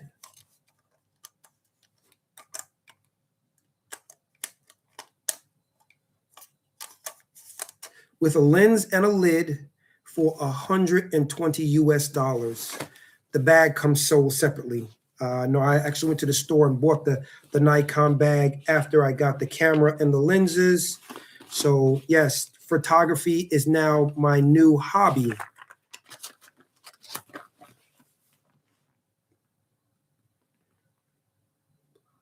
Sapham Plaza in Bangkok.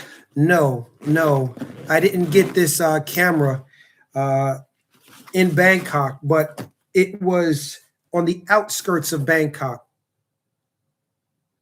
In 83, love that camera. It was awesome. Okay. Oh, you had a Minolta. Okay.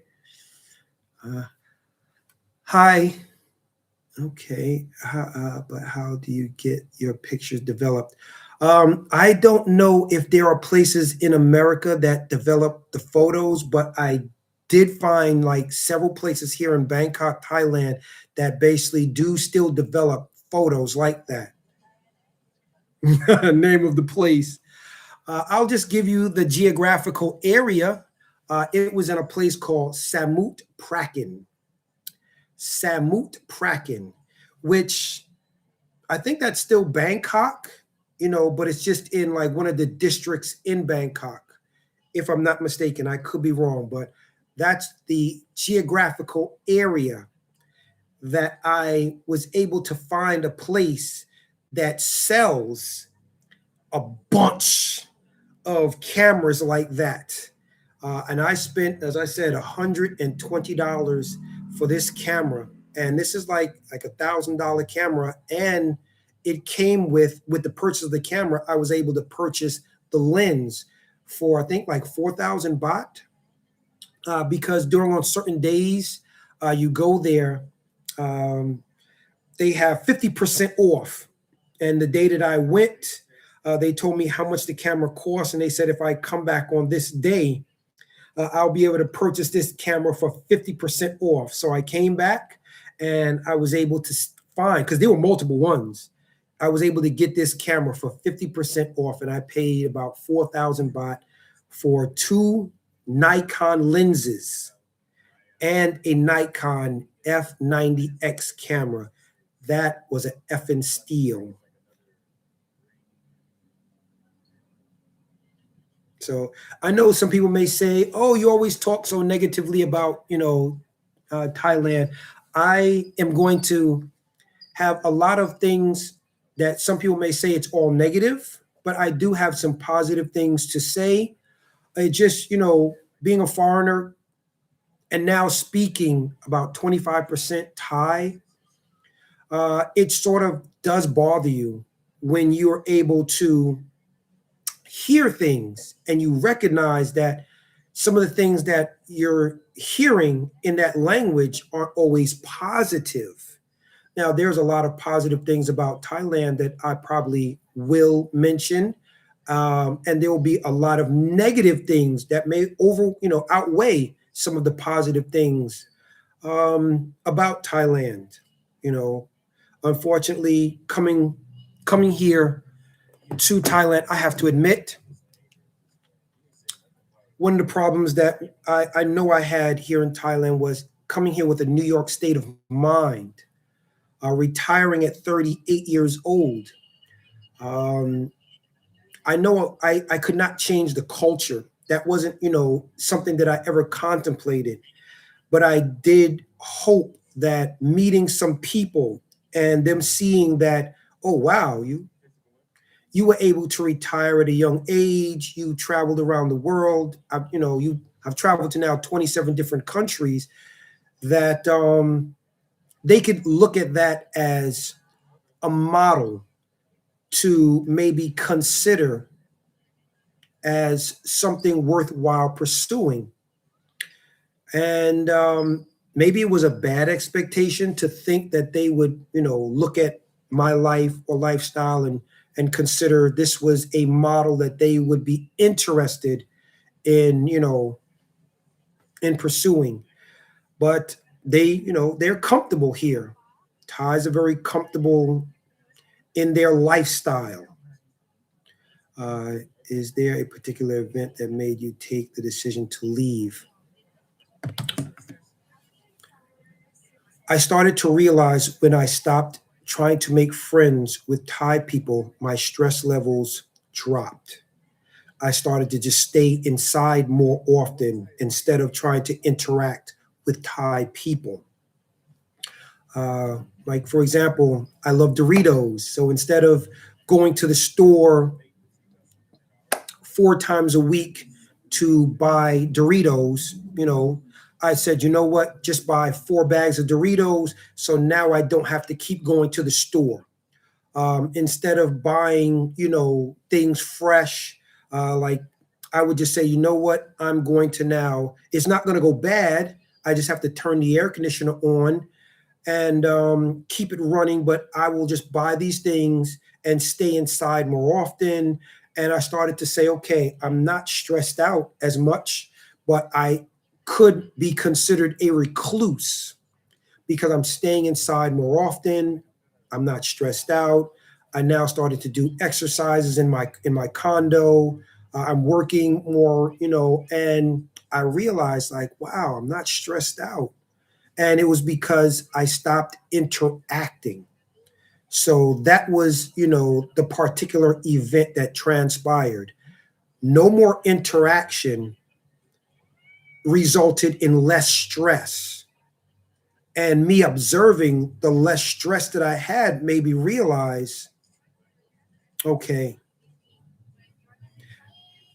interact as least as possible and you'll have less stress.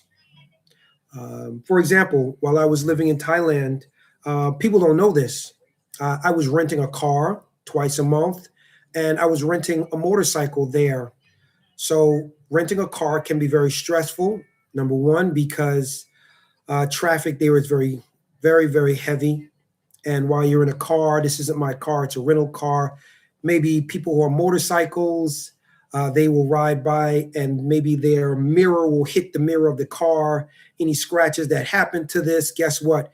You're responsible for those scratches. And the flip side of that is when I rented a motorcycle, I bumped into a few, car mirrors myself.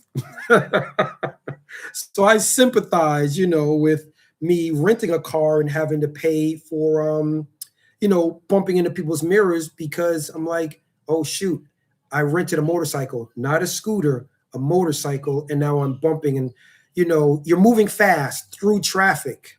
So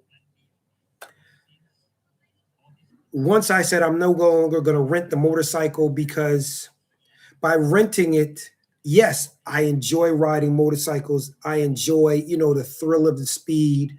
But with that came stress of knowing other people are not riding the same way that I am riding. For example, when I ride with motorcycle boots. Yes, real motorcycle boots, helmet, motorcycle gear.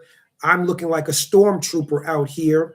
And most of the local people, they're riding around in beach flip-flops, going 60 miles an hour. 60 miles an hour on a motorcycle in flip-flops, in a t-shirt. So imagine if, these people fall off this bike with flip-flops at 60 miles an hour. Now imagine me falling off my motorcycle with real racing boots at 60 miles an hour. Big difference. Big difference. Yeah, I might hurt myself, but the impact is going to be less to, riding on a motorcycle with boots and protective gear compared to, someone who's riding on a motorcycle just wearing nothing but jeans and flip-flops. I bet you were musty 24 hours riding a bike there with all that gear on. It's something called deodorant. And it's also something called being prepared. So, if you're sweating, you bring an extra t-shirt. I guess you've never ridden a motorcycle before, or maybe you've never ridden a super bike before. So, you're sweating, it's hot. You wear extra, you bring an extra t-shirt, or you bring an extra tank top, or maybe even boxers. You go into a bathroom, you change, And you put this stuff in a plastic bag and you keep it pushing. You know, you wear extra socks. You bring extra socks because you're sweating. Okay, you had a Ninja. Okay, 1400.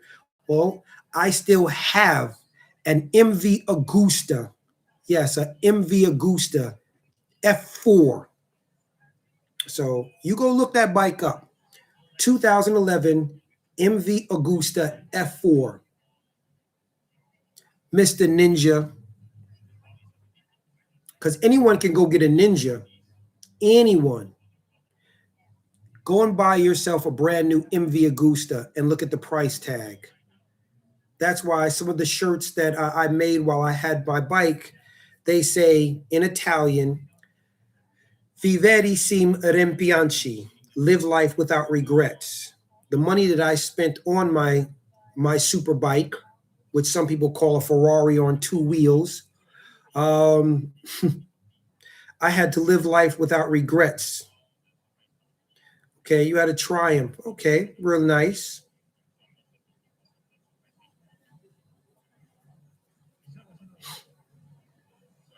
Hey, Spanish Harlem, it's okay, you know. Oh, okay. So you know about the MV Agusta. Yes, it's like a Lambo on wheels. If you had to listen to the bike on YouTube, you'll hear that it actually sounds like a Lamborghini on two wheels with the four exhausts. It sounds different. And back when I was looking for a bike, I kept seeing people, you know, Yamaha, Ninja, and a lot of people were going for Ducati, you know, and I just wanted something different. I wanted something that stood out above, you know, other bikes. So that's what made me go and, you know, once I found the MV Agusta brand, I found out how unique and how exotic it was. But make no mistake, parts for this bike is expensive. Yes, and I can't just go on eBay and buy these bike parts. Yeah, yeah, yeah. I mentioned it before. I still got a photograph of my bike somewhere on one of my cell phones. Let's see here. See if I can find a photo of it. This is my MV Agusta F4. This is what it looks like.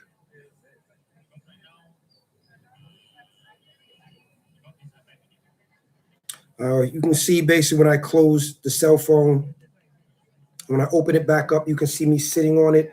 This is a photo of me in the Dominican Republic. You can see it's the same bike. So, so you can look, you can see it's the same, you know, the same style bike. It's the same bike. So that's my bike. You can look up that bike. I still have it. It's in Puerto Plata, Dominican Republic. I go there ever so often, ride it with my friends. So far, it's never failed me. Not saying, you know, Yamahas or Ducatis are bad bikes. It's just I wanted something different. I wanted something unique, and this bike was unique. So was the price tag. But not everyone had this bike, and that's why I purchased it.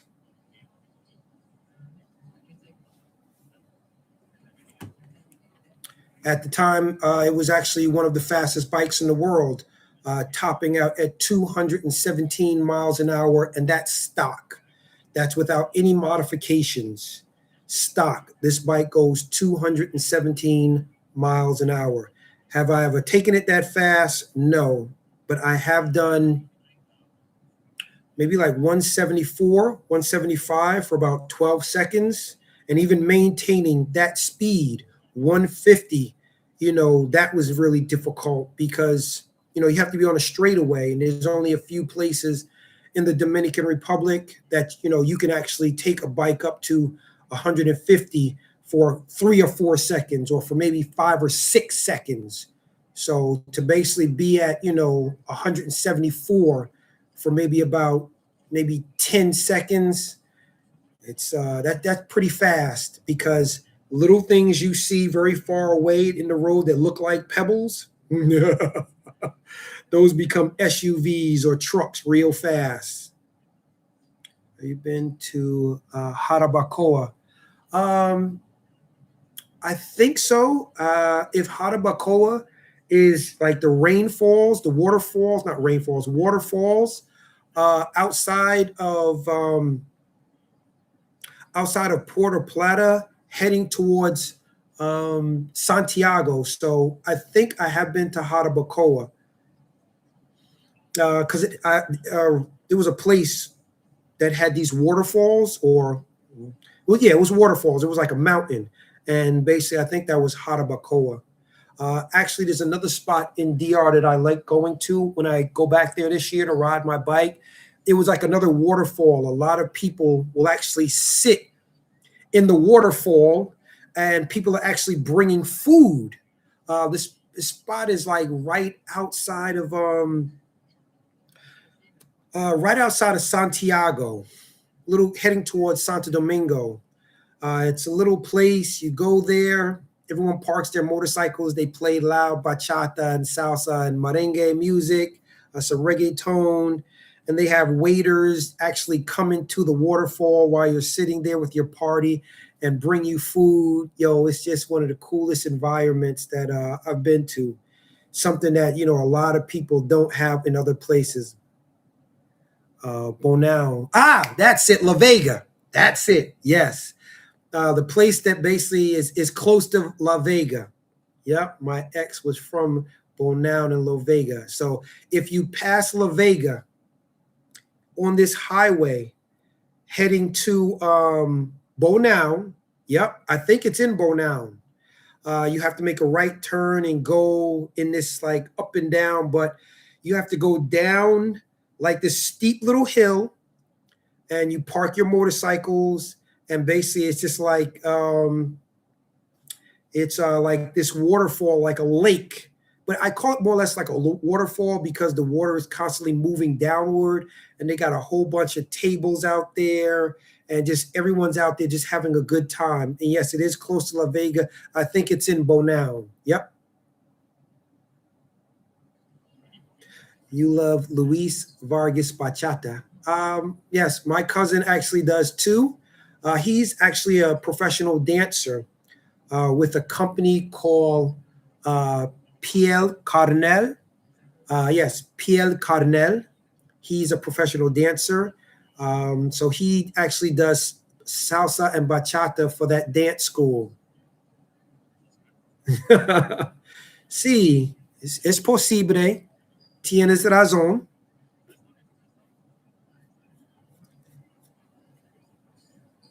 Spanish Harlem. Puedo hacerte una pregunta. ¿Eres una dominicana o boricua?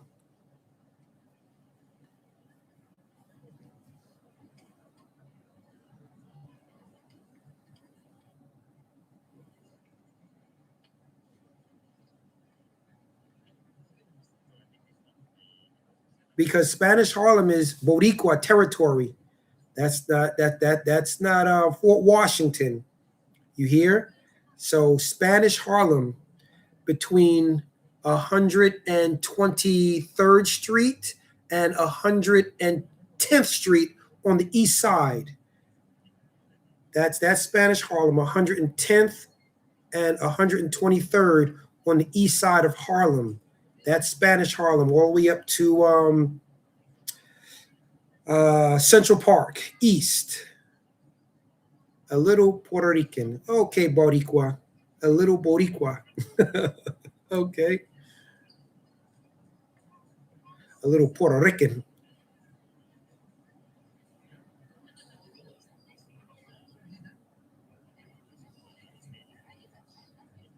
A little Puerto Rican. Well, I won't ask your age, because I know, that's an inappropriate question to ask. but I want to assume that basically up Third Avenue, yep, 112. I want to assume that you're a knowledgeable person, so maybe you're in your 30s, uh, maybe 30, between 30 and 35. That's what I'm assuming.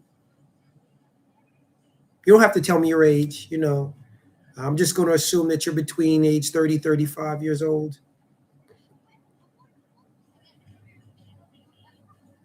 But yeah, Spanish Harlem, Spanish Harlem actually is still the same compared to Harlem, where the last time I visited Harlem, it was completely gentrified.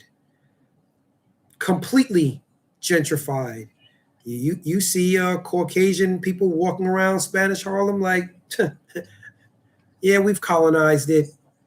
Yeah, this is our home now. I don't think gentrification is going to take place in Washington Heights, though. Exactly. I know what they say about assuming, make an ass out of you and me, but if you realize I'm just saying you're between the age of 30 and 35, I'm trying to actually be nice and not ask your age to make you feel you need to, divulge your age, so that, I'll just believe you are old enough to vote. I'll just consider that you're old enough to vote, old enough to get car insurance, cheap car insurance. How about that? It's now called Spaha. Wow. Spaha. Who deemed it now Spaha? Christ on a cracker. Spaha. This Gen Z. Spaha. Yes, Washington Heights, yeah, is Dominican town. I don't think the Dominicans ain't gonna allow, that place to be gentrified. I don't think so. Could be wrong. Eat cornbread. Yes, old enough to eat cornbread and not choke. That's actually the joke. Collard greens, I never thought that was part of the joke, but old enough to eat cornbread and not choke. That's the phrase. Collard greens without choking on it. I heard that Southern phrase a long time ago. I have a friend in South Carolina, and I heard his parents say stuff like that. I'm old enough to eat. Because I asked, his father, and he was like, I'm old enough to eat cornbread and not choke.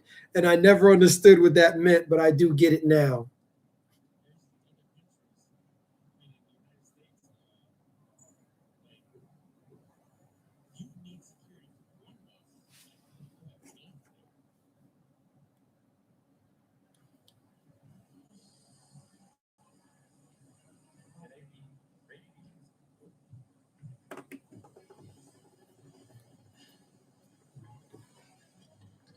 Well, I'll be back in New York in a few hours. I think the first spot that I'll probably go to is Sybil's. It's on Liberty. That's in South Jamaica, Queens. And or if not, I will go and get me some White Castles. I don't need a lot, just four. So you're leaving in 2 hours, probably 1 hour. Actually, I'm leaving tomorrow morning, which would be May 4th here. But please keep in mind that I'm 12 hours ahead of you all in New York. So I'm moving backwards in time. So not in 2 hours. Let's see, it's 1 o'clock now. No, 9:30. So yeah, 9:30 tomorrow morning.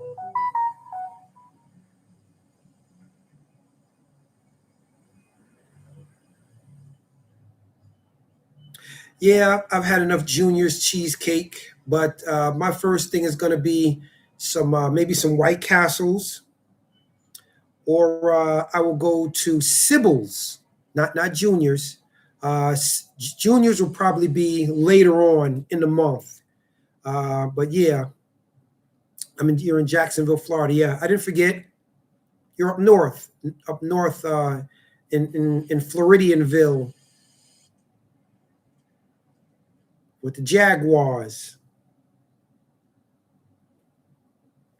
I'm still going to China. It's just I'm going back to New York for like 3 or 4 months, um, just to take care of some stuff before my parents passed away. I didn't probate their wills. Just really not in the right frame of mind when they passed away. So I sort of just like moved out of America and just I've been traveling since 2019, since my mom passed, and then my father passed away the next year. So I haven't even been thinking about probating a will, anything, but people keep saying, hey, you have to, before the state goes and hijacks your parents' estates. So I have to go back there, probate these wills. You've been to Sybil's? Yes, Sybil's has some good soul food. Yes, they do. So definitely looking forward to getting some good soul food in Sybil's, especially their cornbread. Yeah, yeah. My mom passed away from cancer in 2019. She had contracted like the cancer that a lot of people got while because she worked like 2 blocks from the World Trade Center. She worked in what is this? One federal no, One Federal Plaza. My mom worked at immigration, so that was like One Federal Plaza, somewhere like not too far from the World Trade Centers, but I know all the dust that basically came from the collapsing of that area. My mother got sick over the years and developed cancer, and that's what she died from. Hey, Rick, what's going on? Everything good with you? I hope so. Hope you're doing well.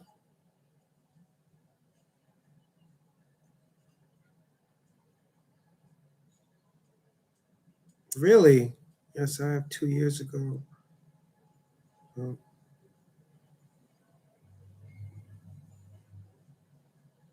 okay, Rick. Well, I'll be touching down back in NYC in a few hours. I'm still in BK, but I am leaving.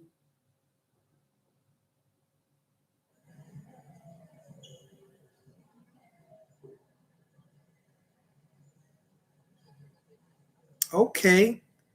Well, now I know your name. So it's mucho gusto en conocerte, Sheila.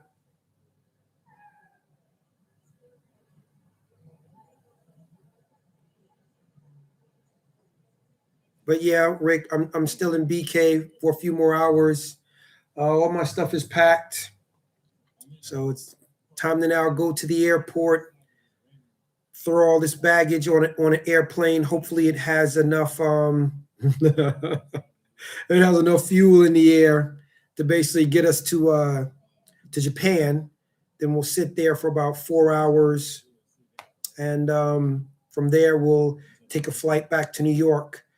We like going through we like going through Dubai or Abu Dhabi when we return to America, but unfortunately, they're shooting missiles over there. And right now, I still want to go back to DR to ride my motorcycle. So unless I have nothing completely to live for, then I'd go that way. And if I get shot out the air, then it's like, F it. Who gives a damn? No, Rick, I don't think I'm going to give Thailand a second chance. I was here for 1 year. I learned a lot about the country and was not able to make any friends with the locals. And I was in America and I came back to Thailand and gave it a second chance for 1 whole year. And by me now knowing, a lot of things about the culture that I discovered, by speaking the language and trying to make friends, I said, okay, this was your second chance, Thailand. Show me a little better now that I can speak some Thai. So I started trying to make friends during my second year here, really diligently make friends. And it was almost impossible to make friends with what's called the high so Thais. Yes, making friends with high so Thais in Bangkok is literally impossible, literally. And as you can see, I'm a articulate person. I'm educated, and I'm a sapiosexual. I'm attracted to intelligent conversation and intelligent people. So if you keep running into what Thai people, high so people consider like third class citizens, and you are only associating with these people and you're always getting disappointed, what do you think your experience is going to be? You want to associate with good people, but you're meeting people who aren't motivated to learn to speak English. You're meeting people who are shy. You're meeting people who aren't interested in being open-minded and talking to other people, or just growing their circle or network of people. So this is what I'm encountering, in Thailand. I'm meeting people who everyone's shy, everyone's afraid to speak English, even though they know how to. And it just, all of these, I don't want to say negative things, but they were like negative, kept compounding. They kept compounding themselves more than the positive things. There were a lot of positive things that transpired in my life in Thailand, but a lot of negative things kept compounding themselves again and again and again. I'm going to give you like an example. And these are things that a lot of YouTubers don't know about because they don't live in the country. Let me give you a perfect example. When you're in a taxi cab in Thailand and you get pulled over by a traffic police officer, you're not driving the car, you're a passenger in the back. Have you ever encountered this, Rick, when you basically are in the car, the traffic police officer pulls you over? Why are they asking you for your ID? You're not driving the car. You're not creating a vehicle infraction. So why are they asking you, instead of an immigration officer with them, can I see your license? Or can I see your ID? So of course, the first 2 times that this happened, I'm like, yo, why are you asking me for my passport? Why are you asking me for my ID for? I'm not driving the car. And everyone's like, they're not asking the taxi driver for his driver's license. They're not asking the Thai girl for her ID. They're asking me. And this is like annoying me because I'm like, you're a police officer, a traffic police officer. Why are you asking me for my passport? I'm getting nervous because I'm questioning, are you going to try to take my passport and try to extort me? I don't know. I've heard these things happen, but I'm not giving you my passport. And, this happened, the second or third time that it happened, I now understood. And it was like, okay, I get it now why they're asking, but that doesn't mean it's right, because it's very confusing and it's frustrating, and which, I don't walk around with my passport. So what I did was I went and I got, a Thai driver's license. Here it is. Yes, this is a Thai driver's license and a motorcycle license I have here in Thailand. As you can see, one of them is endorsed for motorcycles and one of them is endorsed for cars. So I have a car license and a motorcycle license here. And I actually am going to do a video because I was in a location the other day and I showed the woman my license and she was like, that's not ID. And I'm like, what do you mean that's not ID? There's just a lot of things like that where if the police are taking your driver's license and they're looking at it and they're looking at you and saying, okay, we've identified you Why don't other, I want to say, organizations or businesses deem a Thai driver's license with your name on it to be ID? This is the side of things that culturally you don't understand, that it's just like, yo, why? And most Thai people, they're not interested in giving you an explanation. Their whole thing is just do what you're told, pay, don't ask for an explanation, and that's it. And, coming from America, being a minority, that's not something that I'm accustomed to, going along to get along. Someone asks you something, I'm going to ask a question back. I'm going to ask for an explanation. So seeing that the culture here is very complicated in understanding things and no one wants to explain things, it makes it uncomfortable. And I don't have a problem being in certain uncomfortable situations as long as I can understand the situation. I'll give you another example. Driving a car or riding a motorcycle here in Thailand, a lot of people, while they're driving or while they're on their motorcycles, they will sit there and play with their phone and be scrolling and stuff. And the light may turn green. If you're behind a car or motorcycle and these people are playing, it is rude here in Thailand to honk your horn like this, honk, honk. If you just honk it once, that's fine. But if you go honk, honk, it's rude here. How am I supposed to know this? In America, we honk our horn again and again. Honk, honk. I understand. Different culture, different environment. People do things differently. But it is these type of complicated social norms that basically I'm not accustomed to, having this New York state of mind where it's like, hey, let's be productive. The light is green. Let's not, we're at a light. It's going to turn green in a few minutes. Let me pay attention to my surroundings. Let me not pay attention to my cell phone. Let me pay attention to cars around me. Pay attention to the light. This is, my New York, my New York state of mind. Other people here, they consider that to be too stringent for them, or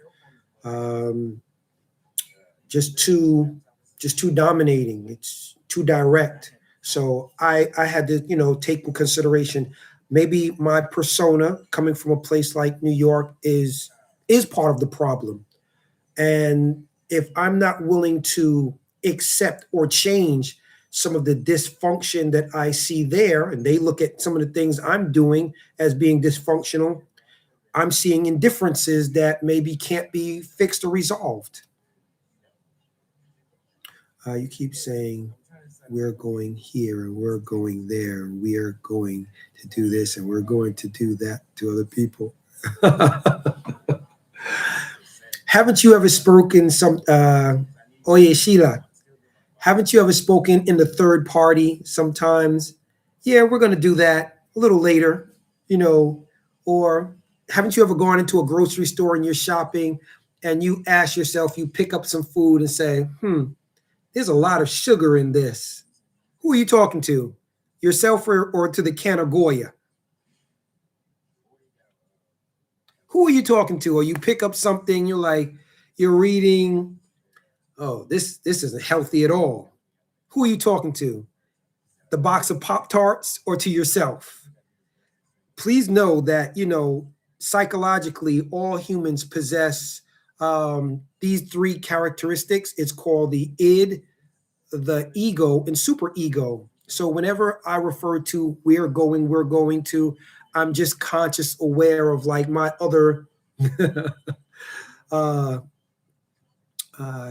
can't say I have, but I've seen people from the South do that, speak in third party. Okay.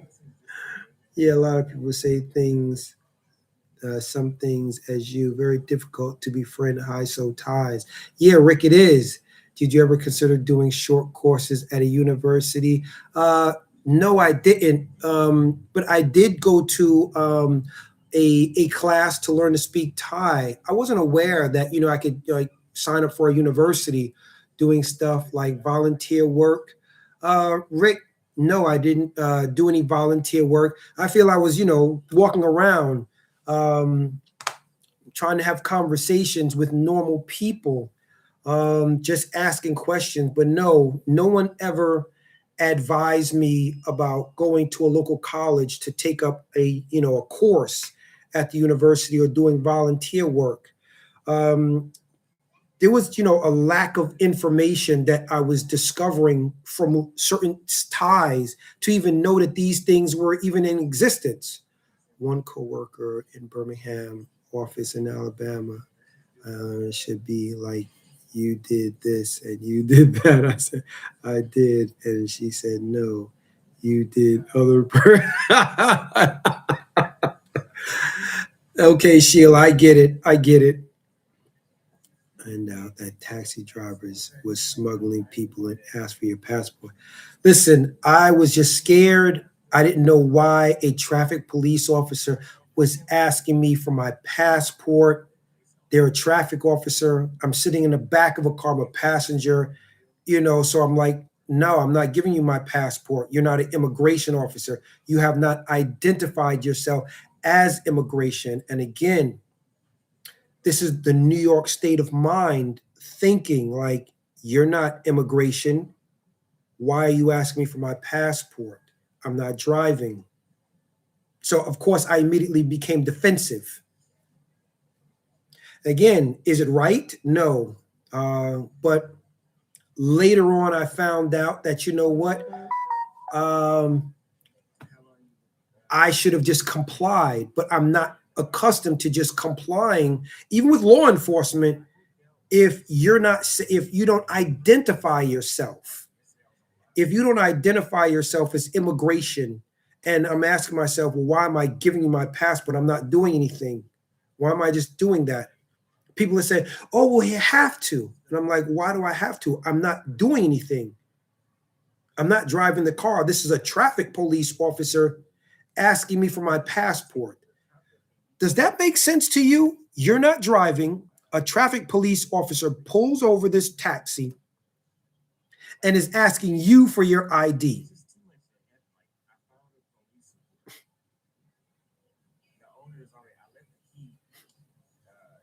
That didn't make sense to me. So it's things like that. Maybe, you know what? My brain is just too hyperactive.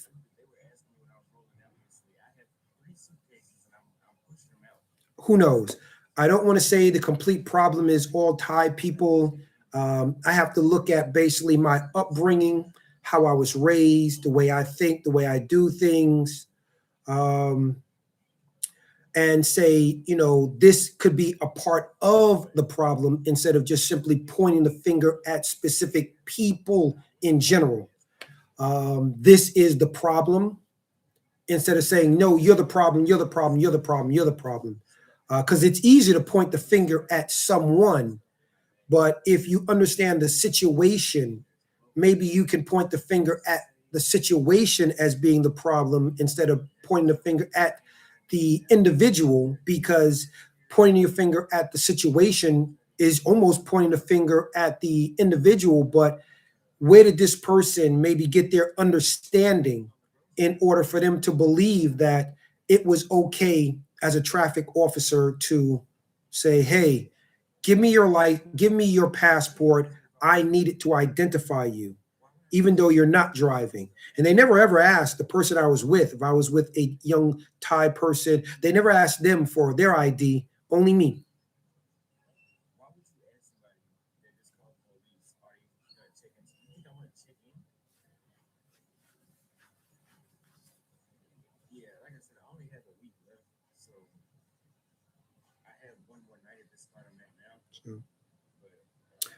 With all the friends with CDL truck drivers and that family that was killed by an illegal person driving had an illegal CDL. An illegal CDL. Well, I have a legal driver's license here in Thailand, and I wasn't driving a car. I was in a taxi cab, and I was still asked for my passport. Yes, I was asked for my passport. Go figure. And it's things like this that are just, they're very convoluted to someone like me. For example, as I said, I went and studied banking law and financing. I worked in a bank. Um, my debit card had gotten taken. And when I walked inside the bank and I asked them, hey, can I get my debit card? It's stuck in your machine. And the people are telling me, no, they can't give it back to me. And it's their policies. And I'm saying, well, can I read their policies and procedures on, foreigners who get their debit card stuck in the machine? They refuse to let me read their policies and procedures. And, I would refute that their policies and procedures, I'm allowed to read it because I'm a customer of that bank.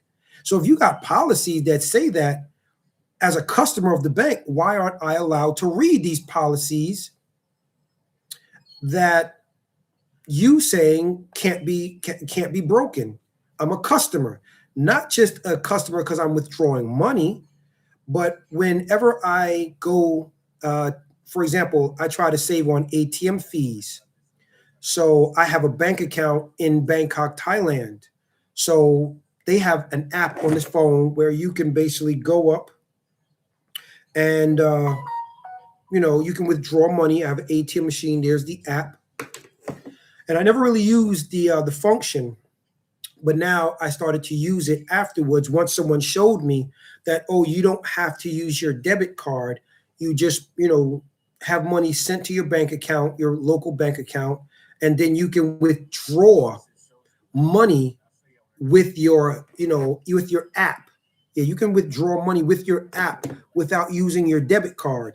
So it's like I'm just living and learning, but the bad experience that I had trying to get my debit card back, which I did, but the problems that they put me through, they wouldn't give it back to me. They told me repeatedly, you have to call America and have them send you another one. Now, I want you to imagine you're in Thailand for the first time. You go to an ATM machine, you put your card in, maybe you drop your wallet or your cell phone drops. You went to grab it, you grab it, and the ATM machine pulls your card back in. No problem. You go inside the bank because you're always going up to ATM machines that are attached to banks and you say, hey, here's my receipt. Here's the app that shows, the debit card that I use. It matches the receipt that's from the money you got. My debit card is stuck in there. Check the cameras, and they're telling you no. And maybe this is your first time out of the country. All you got is maybe one credit card, and you're relying solely on your debit card to withdraw money. What do? The people here in Thailand are going to beat you in the head with my die, which means I can't. And you're stressing the F out because you're like, what do you mean you can't? Which I started to stress out because I still am living here. My card is in this machine. Go into the back and take it out. I had to go to their corporate office, show them videotape, show them the receipt of the money that I withdrew, show them on the app, that the debit card has the same last numbers of that. And, it's like stuff like that just like said, yo, I need to stop interacting with Thai people.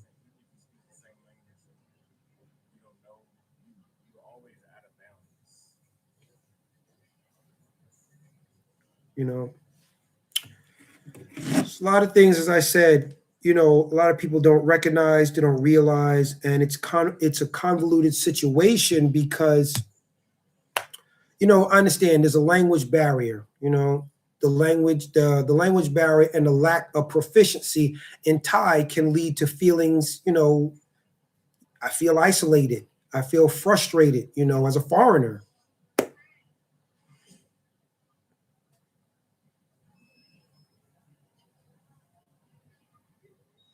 The bureaucracy in Thailand can also prove to be a significant challenge for foreigners. Um,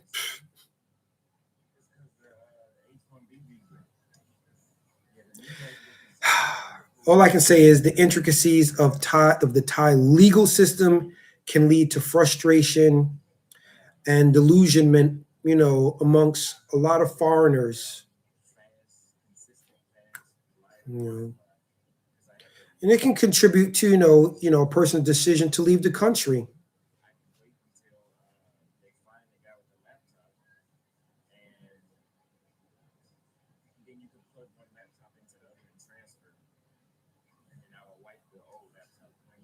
Say past experiences, you never know what a country is going through. I got my debit card stuck in an ATM machine in Vietnam. I needed my passport to retrieve it. Well, but at least you were able to retrieve it. I was able to retrieve my Aaron. I was able to retrieve my debit card, but the people here put me through so many problems getting it back. Not only, did I have to, I showed that I have a bank account at this bank with a passbook. Yeah, I showed the receipt. I showed my bank card. I showed, so many things at this location, and they still wouldn't give it to me. So why did I have to go to their headquarters? And they had to make a phone call, and the headquarters was not close to the branch near my house. The headquarters was like an hour away. I had to travel.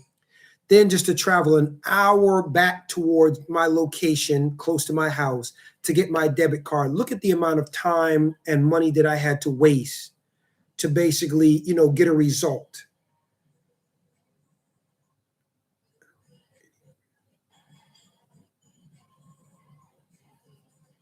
Machine took back money before I could actually still deduct it from my account.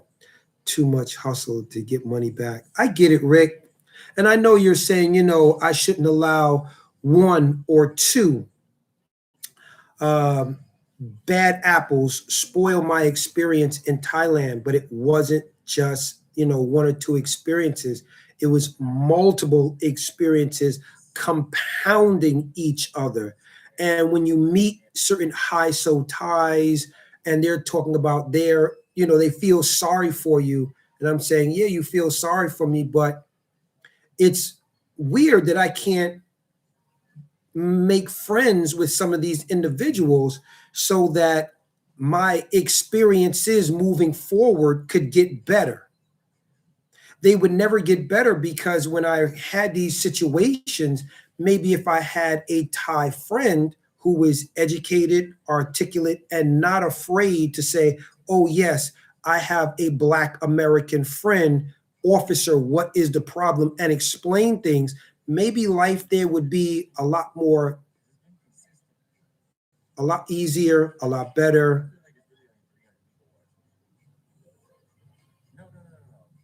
That's just my take.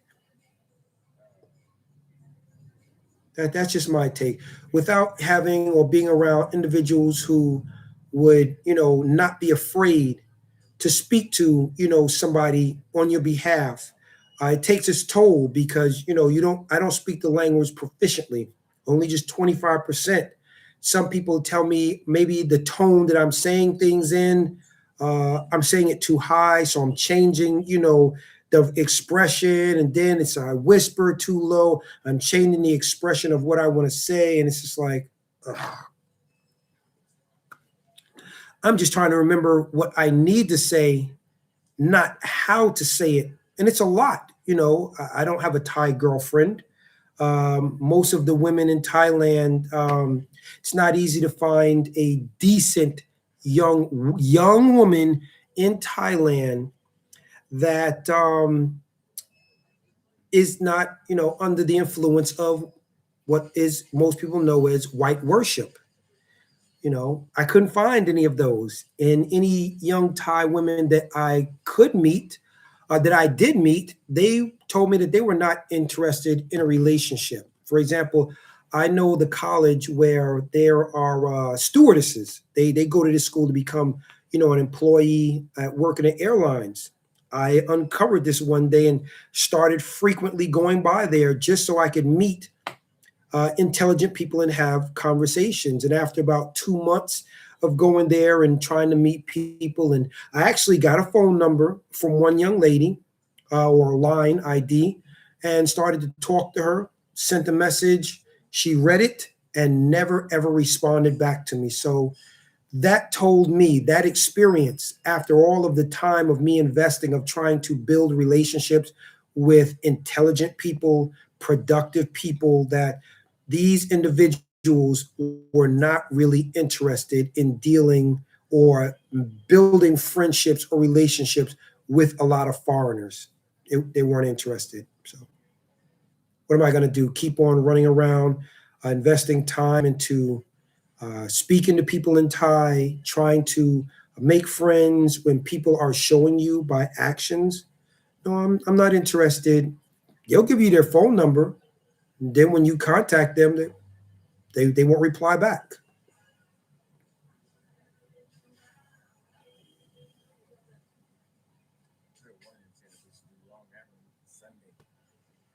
To be put in the wife's name, and when he died, the wife had everything claimed to her.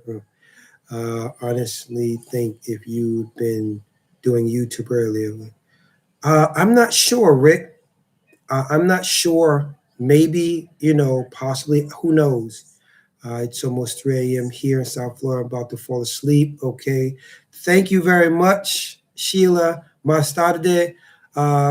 De nuevo, mucho gusto. Tienes, hold on. Tengo una buena noche and hablar contigo más tarde. High So Ties known for being stuck up.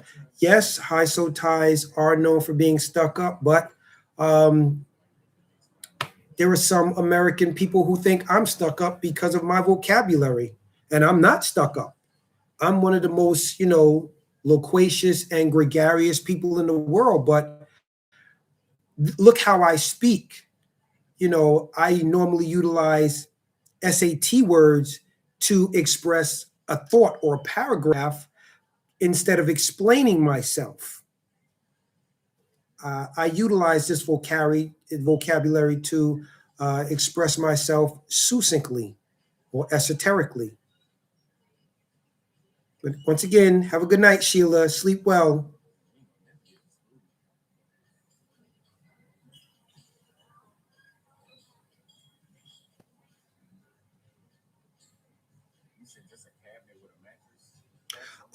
No, I'm not a cook. I just learned from a lot of my family how to cook.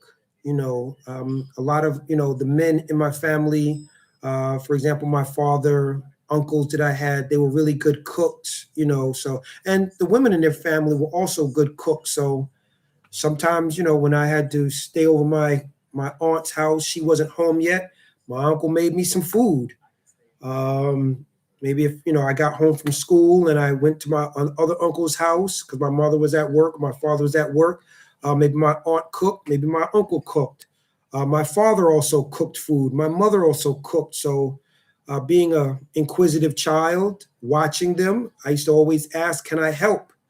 So, watching your parents and your uncles cook at the age of 9 years old, 10 years old, you start to learn things, and that skill develops over a couple of years. So I can actually say by the time I was 11 years old, I could fry chicken better than Colonel Sanders.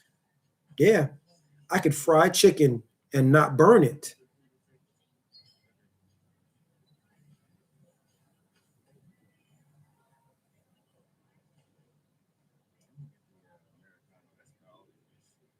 Hmm.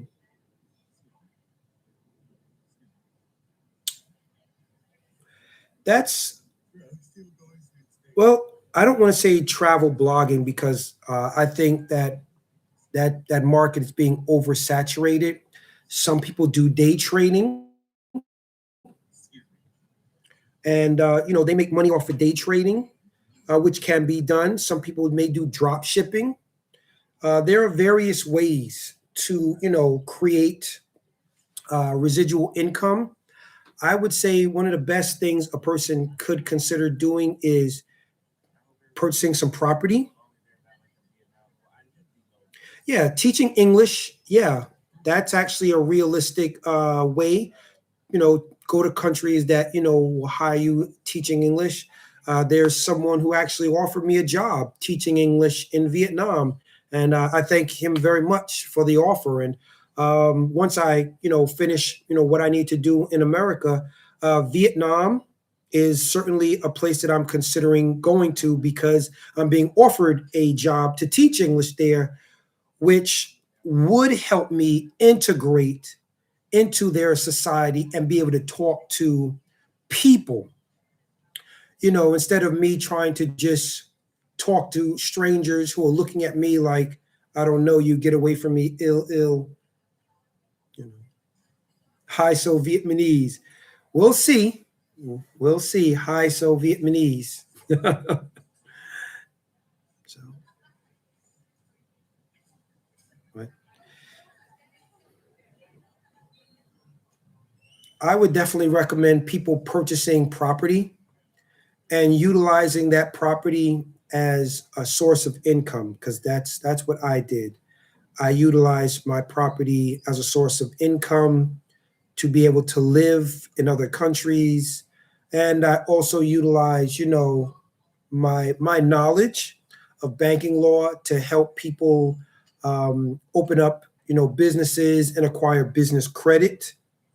And also because I know a lot of underwriters in America that would be like, okay, they can help you basically get business credit without having to sit and go through all the normal red tape that a lot of people would have to. That's helped me as well, referring people to underwriters. There's a lot of things that has helped me, a lot of things.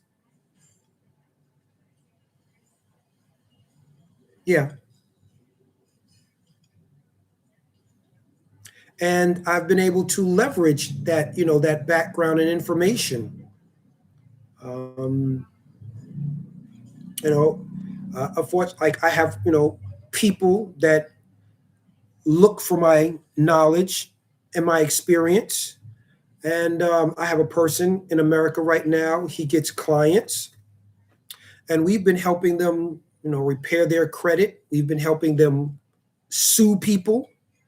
We've been, drafting up templates for them, using them, um, and basically they utilize our presentations in court, and the agreement is if they win, basically we're donated a certain type of compensation for providing them assistance and information while they sue people civilly for damages.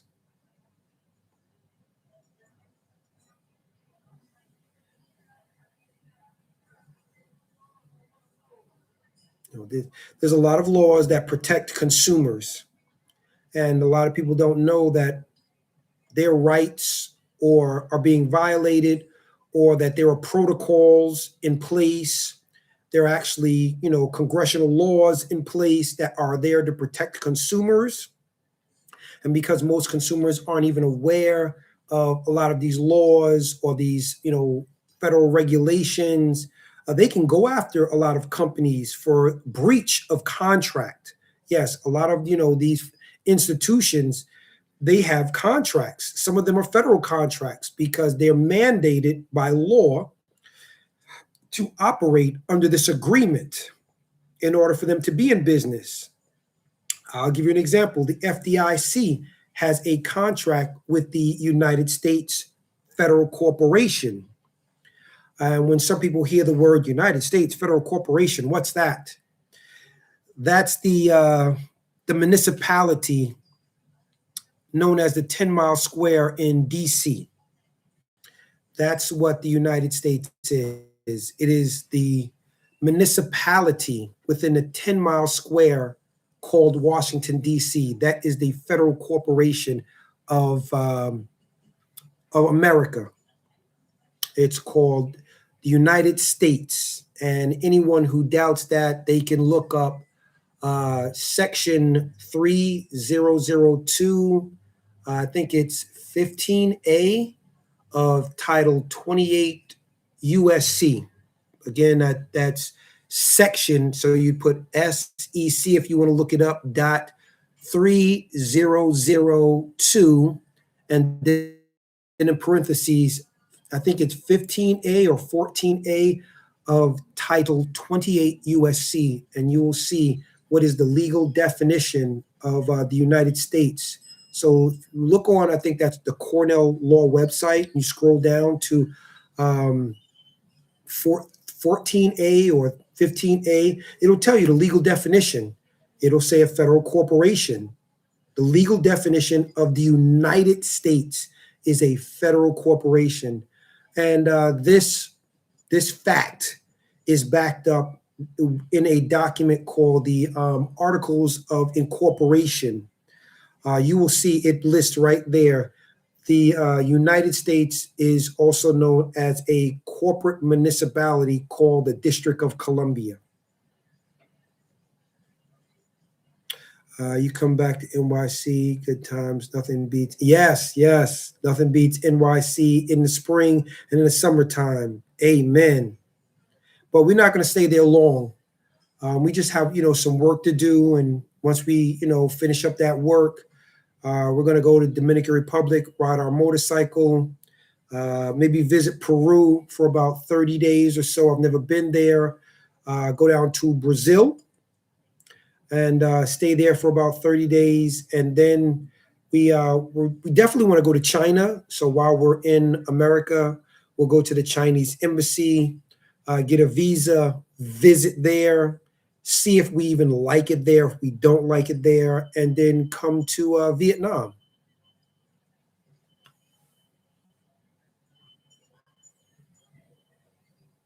So everything is right now just about having our plan and executing our plan as it was planned to do.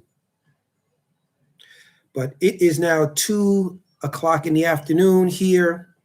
I have a few more things to do before basically I'm gone.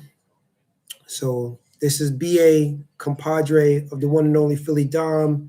If anyone has any other questions for me, please ask now before I sign out and go take care of some stuff, because I didn't even eat lunch yet, and it's already 2 p.m. and definitely need to get something to eat. Any questions? Any comments? Okay. Can you elaborate what you mean by white worship? Okay, sure. I can interpret. And there's a funny story, and unfortunately, the story was taken down by a YouTuber named Sunshine Shoulders. He's a YouTuber. He does comments about Filipinas in the Philippines, how a lot of Filipinas will say they want they want a relationship with a successful person, and they say that it doesn't matter who the person is as long as they're nice and kind and a good person. He has a friend who is financially stable, very affluential, who came down to the Philippines. He was introduced to this Filipina, and his friend was black, and the Filipina basically used his hospitality. He paid for basically the accommodations. They went out, had a great time. Filipina used him, and basically, after seeing that this person was very accomplished financially, she chose to go with a white guy who abused her instead of going out with a black guy who would have taken care of her and her 2 children. Not saying that's, the smartest thing to do, but this black guy would have taken care of her and her 2 children, but she chose a white foreigner over a black foreigner, And once she got used and abused by a white foreigner and got kicked to the curb, she found another black foreigner. And now she's so happy to be with him. She's so lovey-dovey. She's like, oh my God. And a lot of, Thai women, they are looking at, like, I want to be with a white foreigner. I want to be with a white foreigner. I want to be with a white foreigner. And then when a white foreigner, cheats on them because, they have many, Thai girls just, throwing themselves at them, and they feel like, oh, now I don't want any man. So let's say you were Caucasian, Rick, and you chose one Thai girl to be in a relationship with, and she did something that you disliked, or maybe there was a situation that you disagreed with and said, you know what, I don't want to be in a relationship with this Thai girl anymore. And it's maybe you were able to find another Thai girl at the blink of an eye. This Thai girl that you broke up with would never give me an opportunity as she would give to you, simply because you may have cheated on her or you may have broken up with her. And because I don't fit into what her white knight in shining armor looks like, she would never give me the opportunity that she would probably give to you if you were white. And we consider that white worship. It's not about race, because, Rick, we're all a part of the human race. It's about the perception of people thinking that, okay, this person is white. And so if I have children with him, they'll come out looking better. Or, oh, if I'm with a white person, I've elevated my status in life having a white foreigner on my arm. So this is what they're choosing, where someone like a Michael Jordan or a Scottie Pippen who's black, they wouldn't even look twice at him because he's not their white knight in shining armor.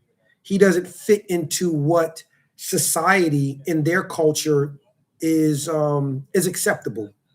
So that's what I mean by white worship.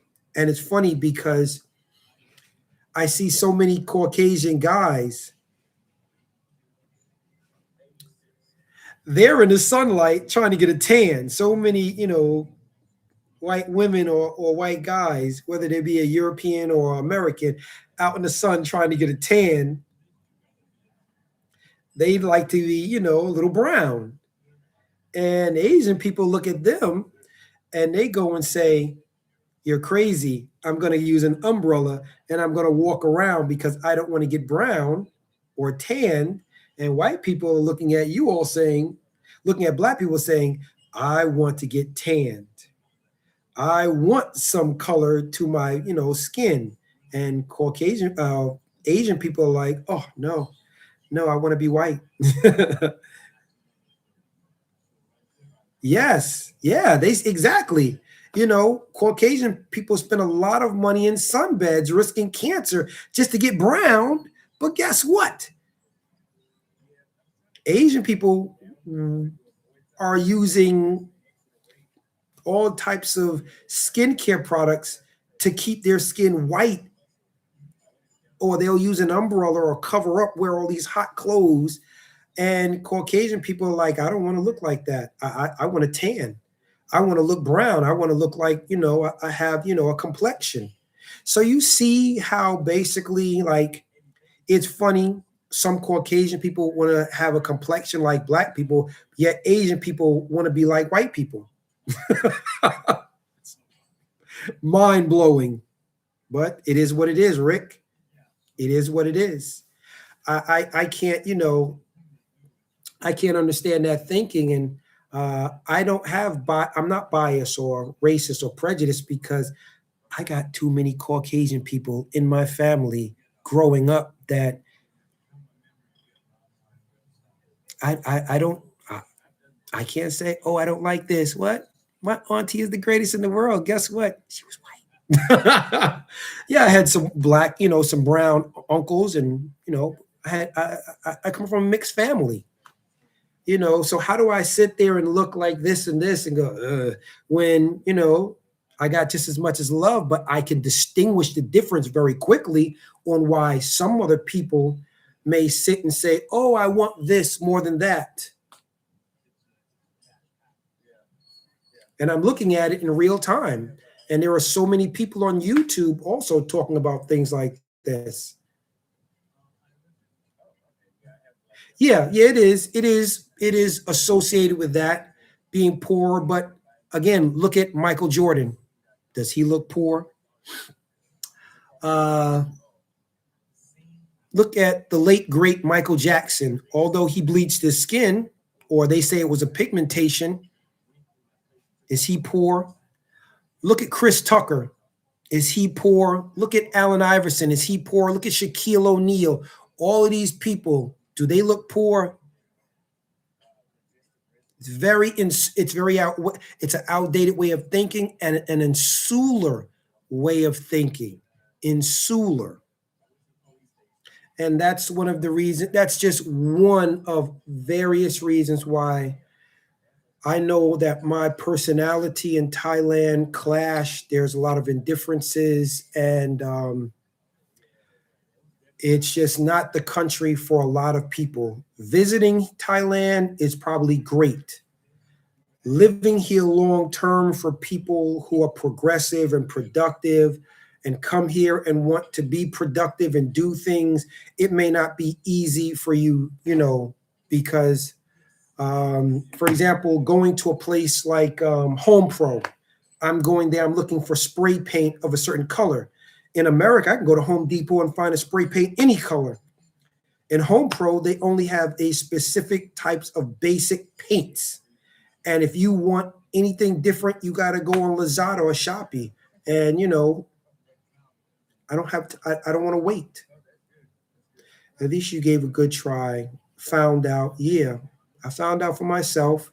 And again, I'm not throwing the place completely under the bus. I'm not telling people don't go. I'm telling people to visit before they consider living here, and definitely see if it's the place that you would want to live before you just go and say, yeah, I'm gonna live there. Because living here has caused me to realize, okay, no, no, no. It is not as easy living in Thailand as other YouTubers has claimed it to be. It's great. It's great. It's great here. It's great. The food is great. The food is great. Yet and still, a lot of them aren't eating all of the local foods. I definitely wouldn't eat the local foods. I'm not trying to get sick. My immune system is geared to eating certain foods, and those foods that do have bacteria or whatever, my immune system is geared to eating that. For example, in the 2 years that I've been living here in Thailand, I don't use regular sink water to rinse my mouth out. I have a bottle of water in the bathroom that when I brush my teeth, I rinse my mouth out with that tap water. I don't know what type of, bacteria they have in the water. All I know is this. There have been people that have gone to other countries, eaten foods, gotten sick, and been out of commission, or basically had other health problems that are life lasting. I just don't want that to be me. Call it paranoid or just wanting to basically be proactive in my travels of not falling into pitfalls of something that smells good, I eat it, and then not feeling good later on. So, anything else, Rick, would you like to ask before I sign out?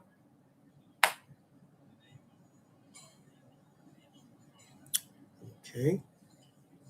Counting down my last live in Bangkok, Thailand. I may actually do a live in the nighttime, just depending, so in the morning time, since it'll be Sunday morning, I may do another live. But I'm just going to say, now it's time to say goodbye to all my Negro friends. One last question in Asia. And now that's and last question. In Asian, women are supposed to be traditional, cooking breakfast, lunch, dinner. Why did you do that? I know the type. I know I like food a certain way, Rick. And although some people, they're saying Asian women are supposed to be traditional. First of all, the average, woman out here. Well, excuse me. The average food out here, if you've looked around, they're cooking eggs, rice, and some type of meat, mainly pork. Um, you don't know this, but I'm a Hebrew Israelite, so I don't eat pork. I don't eat certain food that's unkosher. Second of all, I have food allergies, so I don't eat eggs. A lot of Filipinos are used to eating pork. A lot of Thai people are used to eating pork. I also have allergies to fish, seafoods. So some of the things that they're accustomed to cooking, I can't eat. I can't eat. So the things that I can cook, they can eat. None of them have got, any woman that I've ever shared food with, that I've cooked for myself and shared with, they've never gotten sick. A lot of the foods that they eat out here in Southeast Asia, fish and pork, I can't eat. Eggs, I can't eat. Either for health reasons, being allergic to certain foods, or for religious reasons. So I cook because I know what I like. I can cook real well, and I don't mind sharing my food with people who may be only able to do nothing more except order some food off a Grab. That's their extension. Go to 7-Eleven and buy something, and then that's all they know. That's all they know. Or buying some food from a local vendor, and whatever health problems that they may not have, I'm not going to risk it. I'm not going to risk my health.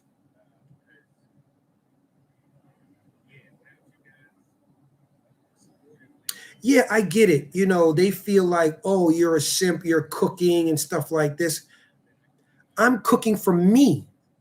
I'm just sharing my food with other people. For example, the young lady who lived with me, I'm not going to wait until 6 o'clock until she gets off of work and then say, okay, I'm going to cook something.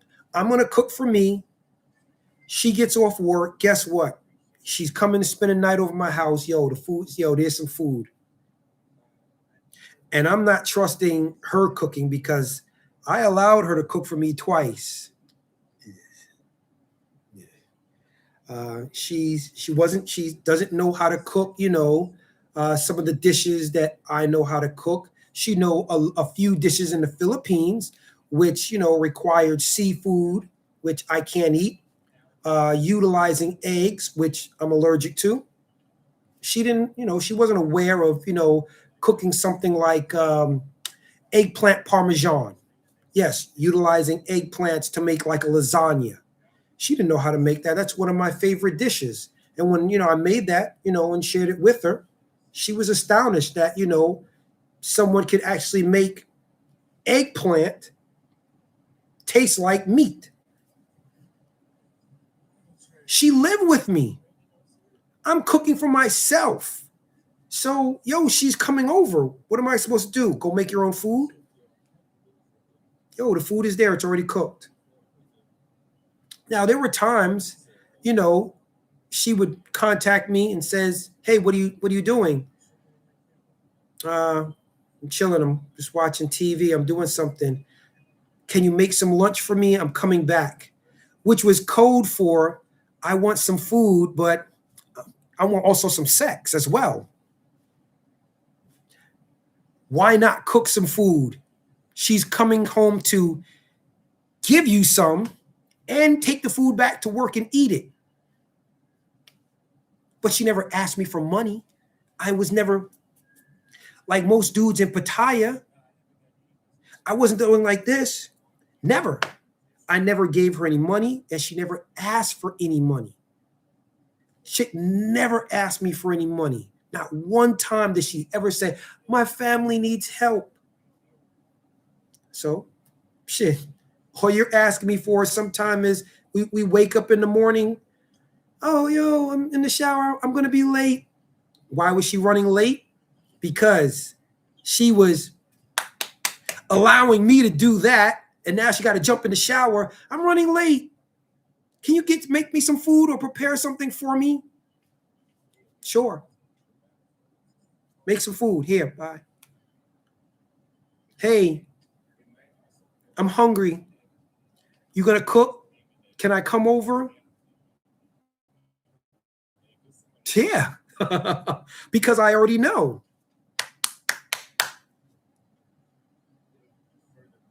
Nah, there was no sick buffalo with this in this relationship. None of that. None of that. Oh, my grandmother's sick. Oh, she was educated. She had a job. So there was never any of that sick buffalo crap. Oh, my mom needs medication. Hey, she was living with me. I didn't, I never asked her to, pay for nothing. She's coming over in the night.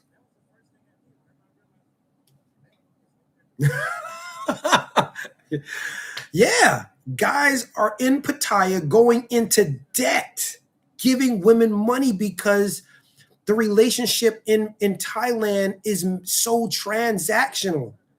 So many dudes are actually having to pay to play. You may see a lot of black dudes with young women. Yo, they are paying to play. Or maybe there's an arrangement. Okay, I'm going to create a business. You're going to run this business. I'm going to give you a salary. And now, you can use that money to basically pay your people, and you still got a reputable, you're still doing something reputable instead of laying on your back or on your stomach. People are paying to play.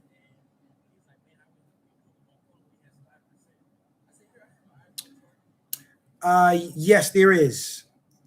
Yes, there are Hebrew Israelites in Bangkok. Actually, there is over by Soy 19 in back of Terminal 21. There is the Israeli embassy. So yes, there are Jews, Hebrew Israelites, yes, in Thailand. Yes, yes, there are. And guess what? You don't even know that there's security protecting that embassy because they're not wearing any type of clothes that would distinguish themselves as security. You understand? They are wearing normal clothes, protecting the embassy, and you don't even know the embassy exists. I do. I do.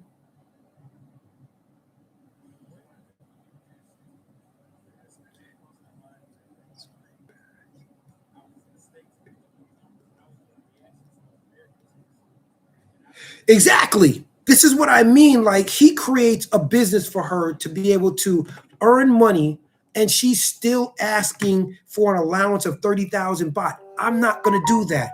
There's no effing way in the world I'm going to sit there and I'm going to create a way for you to earn money and then you still want a salary? Like, yo. And these guys are doing it. No, no, no, no. I'm not paying a chick 30,000, I'm not paying a chick, 30,000 baht, which is almost $1,000 US.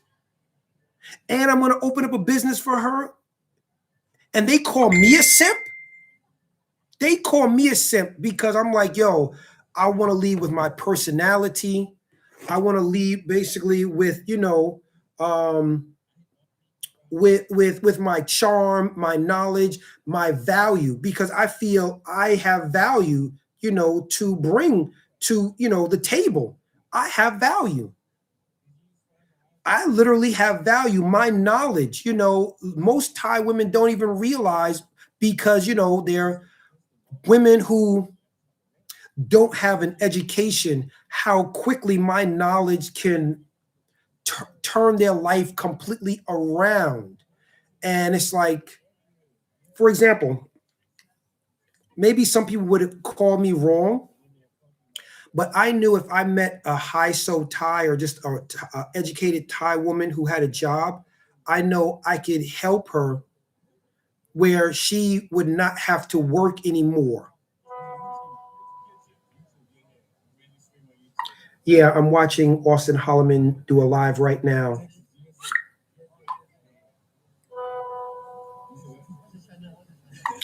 That's Austin Holloman. I think he's doing a live right now in Malaysia.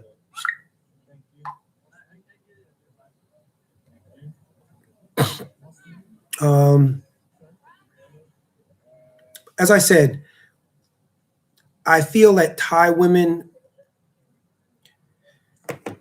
they don't see Western men, not all of us. They don't see all Western men as having value.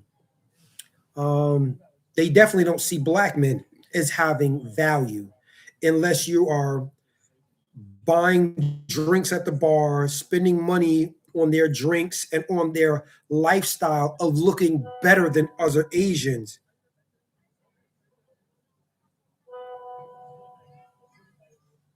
Yeah, I see that it's raining outside. When you get there, I would love to ask Austin why didn't he allow me to help him call the police? Um, as I was saying, I know that I could have helped a lot of Thai women who had a normal job be able to transition from being a 9 to 5er to get property. Yeah, get property here in Thailand, help her pay for it, and now she would not have had to work you know 10 or 11 hours a day only earning 300 baht. And none of these women basically looked at my knowledge as being something of value. They only looked at it as, well, how much can you pay me right now? Can you give me 2,000 baht, 2,500 baht for a little? And I'm like, that's all you want in out of life? Nothing more? Excuse me. He did it himself. He's been saying that the whole time on the live. He did it himself. Philly, I wasn't aware he was doing it. I'm watching. Again, he was saying nobody wants to help me call the police. So that's why I offered to call the police for him. Look at his live, and before you jump down my back, look at his live. He was saying, I've been asking people to help me call the police and no one's helping me. So I offer to help him call the police. So, okay, everybody, I'm going to get out of here. I may do another live later on tonight. Unfortunately, Austin was the victim of somebody that the place that he stayed in. I think the owner had something to do with his with robbing him, and they stole his laptop. They stole his cameras. But he never said that on the live. He was saying they wouldn't help him. The locals wouldn't help him. People that was there. So he got to the police. They actually found the guy that stole his backpack. Obviously, not his backpack, but his laptop. Austin's, property was stolen. He actually got to the guy who stole his backpack and his laptop, and but it was just, a travesty. He rented an Airbnb, and basically, I think the owner went into the room with a master key, and they stole his stuff. And then he was running around because, Apple products, you can track them as long as, you got the GPS set up. And he was, tracking down the laptop and stuff. And he eventually found it. Yeah, it was surprising that it happened in Malaysia as well, because it's a Muslim country. So you're thinking like, huh, Malaysia? Aren't these people,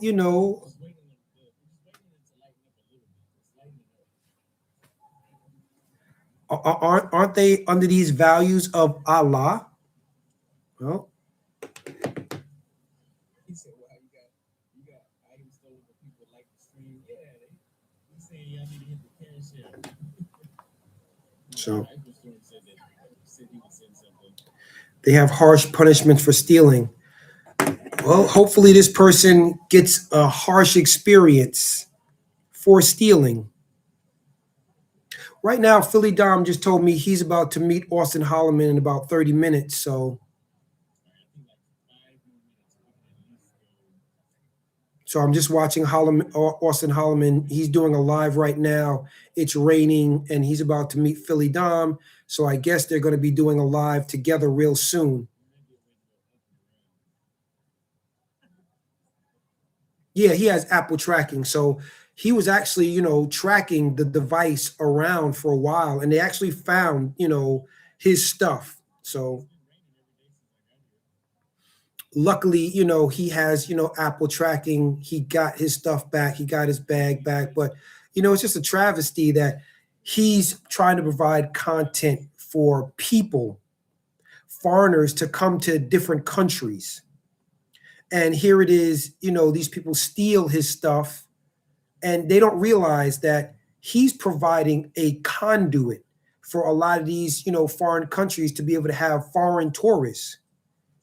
And they steal his stuff and they don't even realize. Again, I told you, some of these people do not realize the benefits that foreigners provide or could provide for them. They're not looking at us as like, oh yeah, I see the benefit of aligning myself with a foreigner, black or white, who's living here. They just sort of look at it as like, you're black, you're probably poor. I don't want to live, I don't want to be associated with you.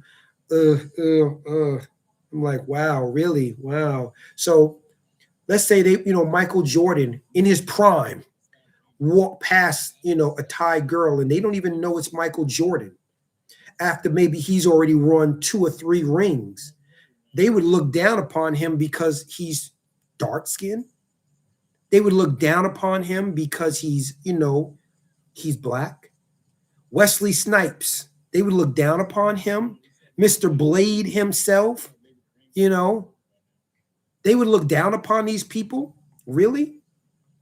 What's the dude who played in who was Kamora Lee Simmons husband, and he also basically played in the movies Shazam. He also played in the movie he has a really funny African name. He played in Gladiator.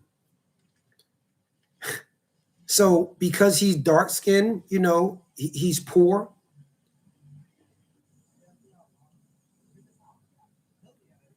Listen, I truly, know that there is definitely a lot of bias, prejudice in Thailand. Yes, that's his name. Yes, that's exactly his name. Dijon. What about Thai girls who like black culture? Okay, I am not into Thai women who are inside of a nightclub like Sugars. You have to be wary of these women who are in these nightclubs because they know too much about black culture, and which I've discovered some of these women may not have a problem calling you the N word, and they don't get a pass. Michael Blackston, Michael Blackston, yes, one of my favorite comedians. They don't get a pass just because they're your girlfriend to sit there and call you the N word. So I have seen some people think it's okay because they know a little bit about our culture, say the N word, and that's why I've never gone or tried to find somebody, in a club like Sugars on Soy 11 to want to be in a relationship with, because I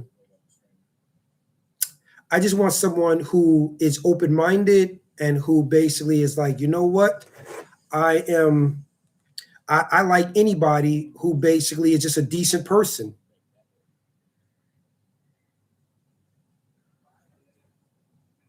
But there's a lot of bias prejudice here in Thailand, and there is some racism here. But mainly it's ignorance, and there's a lot of biasness, and there's a lot of prejudice in Thailand. And a lot of people won't talk about it, and many YouTubers don't want it talked about because they know it's a sensitive topic or a subject. They don't want to make other people feel uncomfortable. So in order to talking about it, they just simply push it under the bed, sweep it under the rug, and it's never talked about because to talk about it, they know it make other people feel uncomfortable, and they don't want to make anyone feel uncomfortable, but it's okay to make you feel uncomfortable. For example, I don't know this, but I know from my experience, sometimes when I'm in a grocery store, I may whistle and hum, or I'm listening to some music and I'm just bopping my head, and Thai people are looking at me like I'm crazy simply because I'm doing something that comes natural to me. Is everyone is it is on a day by day basis, just on, yeah, on and off. Correct. It's not every day because I don't go out every day. But sometimes I have run into situations where I would hear like somebody say something, and I'm like, wow, you don't like dark skinned foreigners? What did we do to you? What did I do to you? And this was said in Thai. For example, one time on the BTS, I was walking past some ladies. I was getting in, and I said, "Excuse me, sorry." And I heard the lady whisper to a friend she was talking to. She said, "My shop, dam farang," which translate to "I don't like dark skinned foreigners." And she only said that after I walked past her. I'm, trying to get in. It's a lot of traffic. I mean, a lot of people getting in, and I just needed to get in and allow a lot of people to come in. And I also heard somebody say this, at a Lotus or Big C. It was Big C.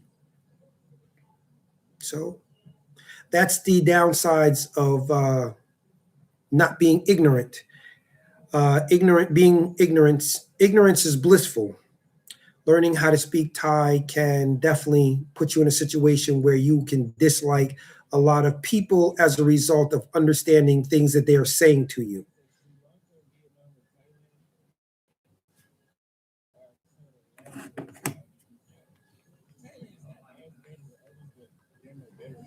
They just not as bad as Vietnam and Sri Lanka. Vietnam and Sri Lanka, like I said, they be sneezing in your food and shit like you're supposed to. Like they sneeze as if they're helping you by sneezing in your food. That's what they do. So, is there any other questions, any other comments before I sign off and go get anything to eat? Okay.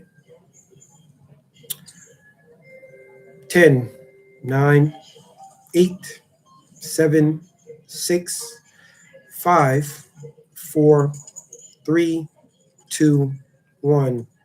This is BA, compadre of the one and only Philly Dom, my mentor. Thank you very much, Rick. I truly appreciate it. Please like. If you like the comment, please like. Please subscribe. Please share my channel with others so that it can grow. I'm not asking for support. Count down from 60. I'm not asking people for support or cash apps, anything like that. I'm just asking you to share my content with other people so my channel can grow. I truly appreciate it. So now it's time to say goodbye to all my Negro friends. God bless. Good night. Peace out. The train stations have been nice, but this one is just nicer than what we've been to. I think we're going to the